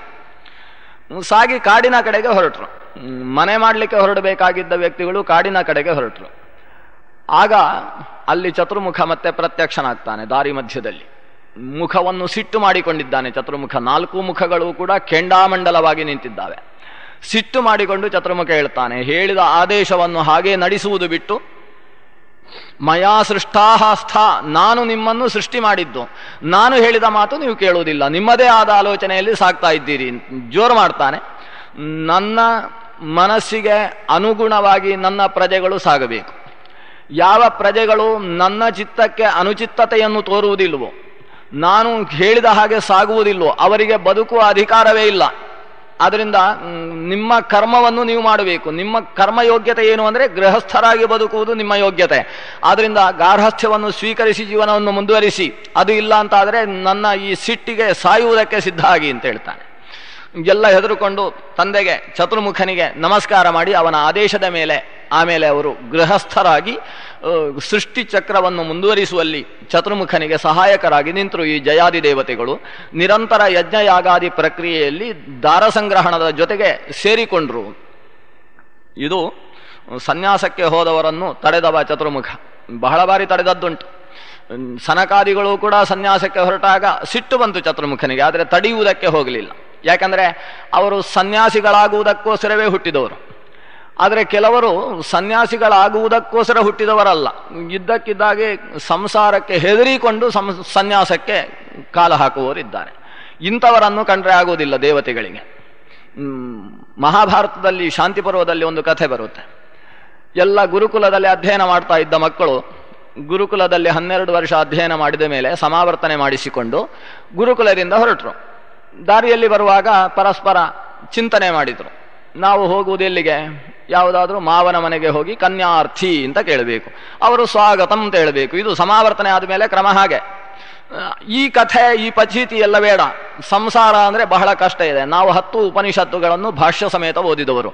ಅಂದ ಮೇಲೆ ಮತ್ತೆ ಸಂಸಾರಕ್ಕೆ ನಾವು ಹೋಗಬಾರದು ಅಂತ ಆಲೋಚನೆ ಮಾಡಿದರು. ಆಲೋಚನೆ ಮಾಡಿ ಇದ್ದಕ್ಕಿದ್ದ ಹಾಗೆ ತಮ್ಮ ಊರಿನ ಕಡೆಗೆ ಹೊರಟವರು. ನಮ್ಮ ತಂದೆ ತಾಯಿಯರ ಹತ್ತಿರ ಹೋದರೆ ನಮ್ಮ ಕುತ್ತಿಗೆಗೆ ಒಂದು ಹೆಣ್ಣನ್ನು ಕಟ್ಟದೆ ಬಿಡೋಲ್ಲ ಇವರು ಅಂತ ತೀರ್ಮಾನ ಮಾಡಿ ಕಾಡಿನ ಕರೆಗೆ ಹೊರಟು ಬಿಡ್ತಾರೆ ಆ ಮಕ್ಕಳು. ಅಷ್ಟು ಹೊತ್ತಿಗೆ ದೇವೇಂದ್ರ ಮರದಲ್ಲಿ ಪಕ್ಷಿಯ ರೂಪದಲ್ಲಿ ಕಾಣಿಸಿಕೊಂಡು ಅವರನ್ನು ಸಂಬೋಧನೆ ಮಾಡ್ತಾನೆ. ಹೇಡಿಗಳಿರ ಅಂತ ಸಂಬೋಧನೆ ಮಾಡ್ತಾನೆ. ನೀವು ಸನ್ಯಾಸಕ್ಕೆ ವಾನಪ್ರಸ್ಥಕ್ಕೆ ಯೋಗ್ಯರಾದ ವ್ಯಕ್ತಿಗಳಲ್ಲ. ಯಾಕಂದರೆ ಸಂಸಾರದಲ್ಲಿ ವೈರಾಗ್ಯದಿಂದ ನೀವು ಕಾಡಿಗೆ ಬಂದದ್ದಲ್ಲ. ಮತ್ತೆ ಏನು ಅಂದರೆ ಹೇಡಿಗಳಾಗಿ ಬಂದವರು. ಆ ಗಾರ್ಹಸ್ಥ್ಯವನ್ನು ನಿರ್ವಾಹ ಮಾಡುವುದು ಎಷ್ಟು ದೊಡ್ಡ ಜವಾಬ್ದಾರಿ, ಆ ಜವಾಬ್ದಾರಿಯನ್ನು ಹೊರುವುದಕ್ಕೆ ನಮ್ಮಿಂದ ಆಗುತ್ತೋ ಇಲ್ವೋ, ಎಷ್ಟು ಕಷ್ಟ ಇದೆಯೋ ಏನೋ ಅಂತ ಹೆದರಿಕೊಂಡು ಬಂದವರು. ನಾಳೆ ಅದರಲ್ಲಿ ಒಂದು ಸುಖ ಇದೆ ಅಂತ ಅನ್ನಿಸಿದರೆ ಇಲ್ಲಿಂದ ಜಾರಿ ಮತ್ತೆ ಅಲ್ಲಿಗೆ ಹೋಗುವವರು. ಅದರಿಂದ ಹೇಡಿತನದಿಂದ ಈ ಸನ್ಯಾಸ ವಾನಪ್ರಸ್ಥ ಸ್ವೀಕರಿಸಬೇಡಿ. ನಿಜವಾಗಿ ವಿರಕ್ತಿ, ಅದರಲ್ಲಿರ್ತಕ್ಕಂತಹ ದೋಷಗಳನ್ನು ಕಂಡು ಇದು ನಮ್ಮ ಆತ್ಮಶ್ರೇಯಸ್ಸಾಧಕವಲ್ಲ ಅನ್ನುವ ತೀರ್ಮಾನ ಕೈಗೊಂಡ ಮೇಲೆ ಸನ್ಯಾಸದ ಕಡೆಗೆ ಬನ್ನಿ ಅಂತ ಅಲ್ಲಿ ದೇವೇಂದ್ರ ಎಚ್ಚರಿಸ್ತಾನೆ. ಇಲ್ಲಿ ಚತುರ್ಮುಖ ಎಚ್ಚರಿಸಿದ. ಸಂಸಾರದ ಮೇಲೆ ಹೇಡಿತನದಿಂದ ಆ ದೊಡ್ಡ ಭಾರವನ್ನು ಹೊರುವುದಕ್ಕೆ ಸಾಮರ್ಥ್ಯವಿಲ್ಲದ ಲಜ್ಜುಗುಳಿತನದಿಂದ ನೀವು ಸನ್ಯಾಸದ ಕಡೆಗೆ ಬರಬೇಡಿ ಅಂತ ಅವರನ್ನು ಮತ್ತೆ ಗಾರ್ಹಸ್ಥ್ಯದ ಕಡೆಗೆ ಎಳೆದು ನಿಲ್ಲಿಸ್ತಾನೆ. ಆ ಜಯಾದಿ ದೇವತೆಗಳಿಂದ ಬಹಳ ದೊಡ್ಡ ಸೃಷ್ಟಿ ವಿಸ್ತಾರ ನಡೆದು ಹೋಗುತ್ತೆ. ಇದರ ನಂತರ ಮತ್ತೆ ಕಶ್ಯಪನ ವಂಶ ವಿಸ್ತಾರದ ವಿವರಣೆ ಬರುತ್ತೆ. ಕಶ್ಯಪನಿಗೆ ದಿತಿ ಅಂತ ಒಬ್ಬಳು ಪತ್ನಿ. ಈ ದಿತಿಯಲ್ಲಿ ಒಟ್ಟು 14 ಜನ ಪತ್ನಿಯಲ್ಲಿ 3ನೆಯವಳು ದಿತಿ, ಮೊದಲನೆಯವಳು ಅದಿತಿ. ಈ ದಿತಿಯಲ್ಲಿ ದೈತ್ಯರು ಹುಟ್ಟುತ್ತಾರೆ. ಅವರು ಹುಟ್ಟಿದ್ದರಿಂದ ದೈತ್ಯರಾದದ್ದು. ದಿತಿಯಲ್ಲಿ ಹುಟ್ಟಿದ್ರು, ಆದ್ರಿಂದ ಅವರಿಗೆ ದೈತ್ಯರು ಅಂತ ಹೆಸರು. ಅದಿತಿಯಲ್ಲಿ ಹುಟ್ಟಿದವರು ಆದಿತ್ಯರು ಅಂತ ಕರೆಸಿಕೊಂಡರು. ವಿನತೆಯಲ್ಲಿ ಹುಟ್ಟಿದವ ವೈನತೆಯ ಅಂತ ಕರೆಸಿಕೊಂಡ. ಹೀಗೆ ತಾಯಿಯ ಹೆಸರಿನಿಂದ ಪ್ರಸಿದ್ಧರಾದವರು. ಕೆಲವು ತಾಯಿಗಳು ಮಕ್ಕಳ ಹೆಸರಿಂದ ಪ್ರಸಿದ್ಧ ಆಗ್ತಾರೆ. ಮಕ್ಕಳು ತಾಯಿಯ ಹೆಸರಿಂದ ಪ್ರಸಿದ್ಧವಾದದ್ದು ಪುರಾಣದಲ್ಲಿ ಹೆಚ್ಚಾಗಿ ಸಿಗುವುದು. ಇವತ್ತು ನಮ್ಮ ಭಾರತ ಮಾತೆ ಅಂತ ನಾವು ಹೇಳಿಕೊಳ್ತೇವಲ್ಲ, ಇದು ಮಗನ ಹೆಸರಿನಿಂದ ಪ್ರಸಿದ್ಧಳಾದ ತಾಯಿ. ಭರತ ಅನ್ನುವ ಭಾರತ ದೇಶದಲ್ಲಿ ಹುಟ್ಟಿದಂತಹ ಮಗನಿಂದ ತಾಯಿ ಹೆಸರನ್ನು ಪಡೆದದ್ದು. ಇಂಥ ತಾಯಂದಿರು ಬಹಳಷ್ಟು ಇರ್ತಾರೆ. ಆ ಮಕ್ಕಳಿಗೆ ಹೆಚ್ಚುಗಾರಿಕೆ ಇದೆ. ಇವರೆಲ್ಲ ತಾಯಿಯ ಹೆಸರಿನಿಂದ ಪ್ರಸಿದ್ಧರಾದಂತಹ ವ್ಯಕ್ತಿಗಳು, ದೈತ್ಯರು. ಅದರಲ್ಲಿ ಮೊದಲು ಹುಟ್ಟಿದ ದೈತ್ಯರು ಇಬ್ಬರು, ಒಬ್ಬ ಹಿರಣ್ಯಕಶಿಪು, ಮತ್ತೊಬ್ಬ ಹಿರಣ್ಯಾಕ್ಷ. ಇದರಲ್ಲಿ ಇವನಿಗೆ ಹಿರಣ್ಯಕಶಿಪು ಅನ್ನುವ ಹೆಸರು ಯಾಕೆ ಬಂತು ಅಂದರೆ ಅದನ್ನು ಬ್ರಹ್ಮಾಂಡ ಬಹಳ ಸುಂದರವಾಗಿ ಹೇಳುತ್ತೆ. ಕಶ್ಯಪ ಒಂದು ಯಾಗ ಮಾಡಿದ. ಆ ಯಾಗದಲ್ಲಿ ಬೆಳಗ್ಗೆ ಆಹುತಿಯನ್ನು ಕೊಡಬೇಕು, ಕೊನೆಯಲ್ಲಿ ಪೂರ್ಣಾಹುತಿಯ ನಂತರದಲ್ಲಿ ಜ್ಞಾನಯಜ್ಞವನ್ನು ನಡೆಸಬೇಕು. ಎಲ್ಲ ಯಜ್ಞಕ್ಕೆ ಸಂಬಂಧಿಸಿದ ಋತ್ವಿಕಗಳು ಒಂದೊಂದು ಆಸನದಲ್ಲಿ ಕೂತುಕೊಳ್ಳಬೇಕು. ಅವರು ಆ ಯಜ್ಞಕ್ಕೆ ಸಂಬಂಧಿಸಿದ, ಯಜ್ಞದ ಪ್ರಧಾನ ದೇವತೆಗೆ ಸಂಬಂಧಿಸಿದ ಮಾಹಾತ್ಮೆಯನ್ನು ನಿರೂಪಣೆ ಮಾಡಬೇಕು. ಅದರಲ್ಲಿ ಒಬ್ಬೊಬ್ಬ ಯಜ್ಞಕ್ಕೆ ಸಂಬಂಧಪಟ್ಟ ಋತ್ವಿಕ್ಕಿಗೆ ಅಧ್ವರ್ಯು, ಹೋತೃ, ಉದ್ಗಾತೃ ಅಂತ ಯಜ್ಞದಲ್ಲಿ ಅನೇಕ ಬೇರೆ ಬೇರೆ ಕೆಲಸವನ್ನು ಮಾಡುವ ಯಜ್ಞದ ಋತ್ವಿಕ್ಕುಗಳಿಗೆ ಹೆಸರು ಬೇರೆ ಬೇರೆ ಇದೆ. ಅವರಿಗೆ ಕೂತುಕೊಳ್ಳುವುದಕ್ಕೆ ಆಸನವೂ ಕೂಡ ಬೇರೆ ಬೇರೆ ಇದೆ.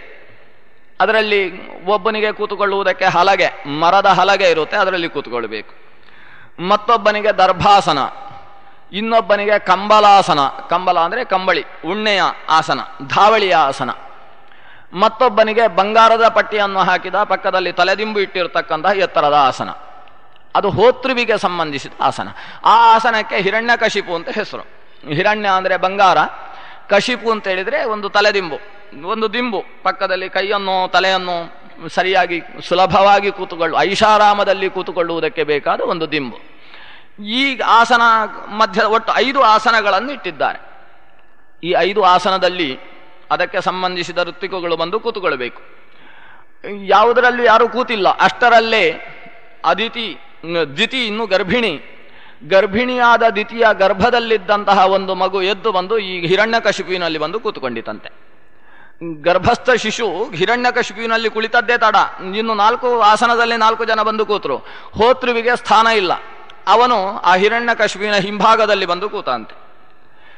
ಈ ಸ್ಥಿತಿಯಲ್ಲಿ ಆ ಹಿರಣ್ಯಕಶಿಪುವಿನಲ್ಲಿ ಕುಳಿತಂತಹ ಗರ್ಭ ಅದು ಆ ಸ್ಥಾನದಲ್ಲಿ ಕುಳಿತು ಏನು ಕೆಲಸ ಮಾಡಬೇಕು ಆ ಕೆಲಸವನ್ನೆಲ್ಲ ಮಾಡುವುದಕ್ಕೆ ಶುರು ಮಾಡಿತು. ಅಲ್ಲಿ ಕೂತು ಏನು ಮಾಡಬೇಕು ಅಂತೇಳಿದರೆ, ಕೃಪ್ತಂ ತತ್ರಾಸನಂ ಚೈಕಂ ಹೋತುರರ್ಥೇ ಹಿರಣ್ಮಯಂ ನಿಶಸಾದ ಸಗರ್ಭೋತ್ರ ತತ್ರಾಸೀನ ಶಶಂಸ ಚ ಆಖ್ಯಾನಂ ಆನುಪೂರ್ವೇಣ ಮಹರ್ಷಿ ಕಶ್ಯಪೋ ಯಥ. ಕಶ್ಯಪ ಮಹರ್ಷಿ ಒಂದು ವೇಳೆ ಈಗ ಹೋತೃಸ್ಥಾನದಲ್ಲಿರತಕ್ಕಂತಹ ಕಶ್ಯಪ ಆ ಆಸನದಲ್ಲಿ ಕೂತರೆ ಅವನು ಯಾವ ರೀತಿಯಲ್ಲಿ ಶಂಸನ ಮಾಡ್ತಾನೋ, ಯಜ್ಞಕ್ಕೆ ಸಂಬಂಧಿಸಿದ ದೇವತೆಯ ಮಾಹಾತ್ಮ್ಯವನ್ನು ಎಷ್ಟು ಸುಂದರವಾಗಿ ಹೊಗಳ್ತಾನೋ, ಹಾಗೆಯೇ ಈ ಗರ್ಭಸ್ಥ ಶಿಶು ಅಲ್ಲಿ ಕೂತು ಕಶ್ಯಪನ ಹಾಗೇನೆ ಆ ಭಗವಂತನ ಶಂಸನ ಮಾಡುವುದಕ್ಕೆ ಪ್ರಾರಂಭಿಸಿತು. ಯಜ್ಞ ದೇವತೆಯ ಶಂಸನ ಮಾಡುವುದಕ್ಕೆ ಪ್ರಾರಂಭ ಮಾಡಿತು. ಕೂತು ಕೇಳತಕ್ಕಂತಹ ಸಭ್ಯರು ಅವರು ಆಶ್ಚರ್ಯ ವ್ಯಕ್ತಪಡಿಸಿದ್ರಂತೆ. ಗರ್ಭಸ್ಥ ಶಿಶು ಈಗ ತಾನೇ ಎದ್ದು ಬಂದದ್ದು. ಮಹರ್ಷಿ ಕಶ್ಯಪ ಹೇಗೆ ಆಖ್ಯಾನ ಮಾಡ್ತಾನೋ ಆ ರೀತಿಯಲ್ಲಿ ಇಲ್ಲಿ ಕುಳಿತು ಈ ಯಜ್ಞದ ಉಪಾಖ್ಯಾನವನ್ನು ನಿರೂಪಿಸ್ತಾ ಇದ್ದಾನಲ್ಲ ಅಂತ ಆಶ್ಚರ್ಯವನ್ನು ವ್ಯಕ್ತಪಡಿಸಿದ್ರು. ಅವರೆಲ್ಲ ಹಾಡಿ ಹೊಗಳಿದರಂತೆ. ತಂ ದೃಷ್ಟ್ವಾ ಋಷಯಸ್ತಸ್ಯ ನಾಮ ಕುರುವಂತಿ ವರ್ಧಿತಂ ಹಿರಣ್ಯಕಶಿಪುಸ್ತಸ್ಮಾತ್ ಕರ್ಮಣಾತೇನ ಸಸ್ಮೃತಃ. ಹೀಗೆ ಹಿರಣ್ಯಕಶಿಪುವಿನಲ್ಲಿ ಬಂದು ಕುಳಿತು ಬಂಗಾರದ ದಿಂಬಿನಿಂದ ಕೂಡಿದ ಆಸನದಲ್ಲಿ ಕುಳಿತು ಆ ಯಜ್ಞಕ್ಕೆ ಸಂಬಂಧಿಸಿದ ಆಖ್ಯಾನದ ಶಂಸನೆಯನ್ನು ಮಾಡಿದ ಕಾರಣದಿಂದ ಆತನನ್ನು ಹಿರಣ್ಯಕಶಿಪು ಅಂತ ಋಷಿಮುನಿಗಳು ಹಾಡಿಕೊಂಡಾಡಿದರು.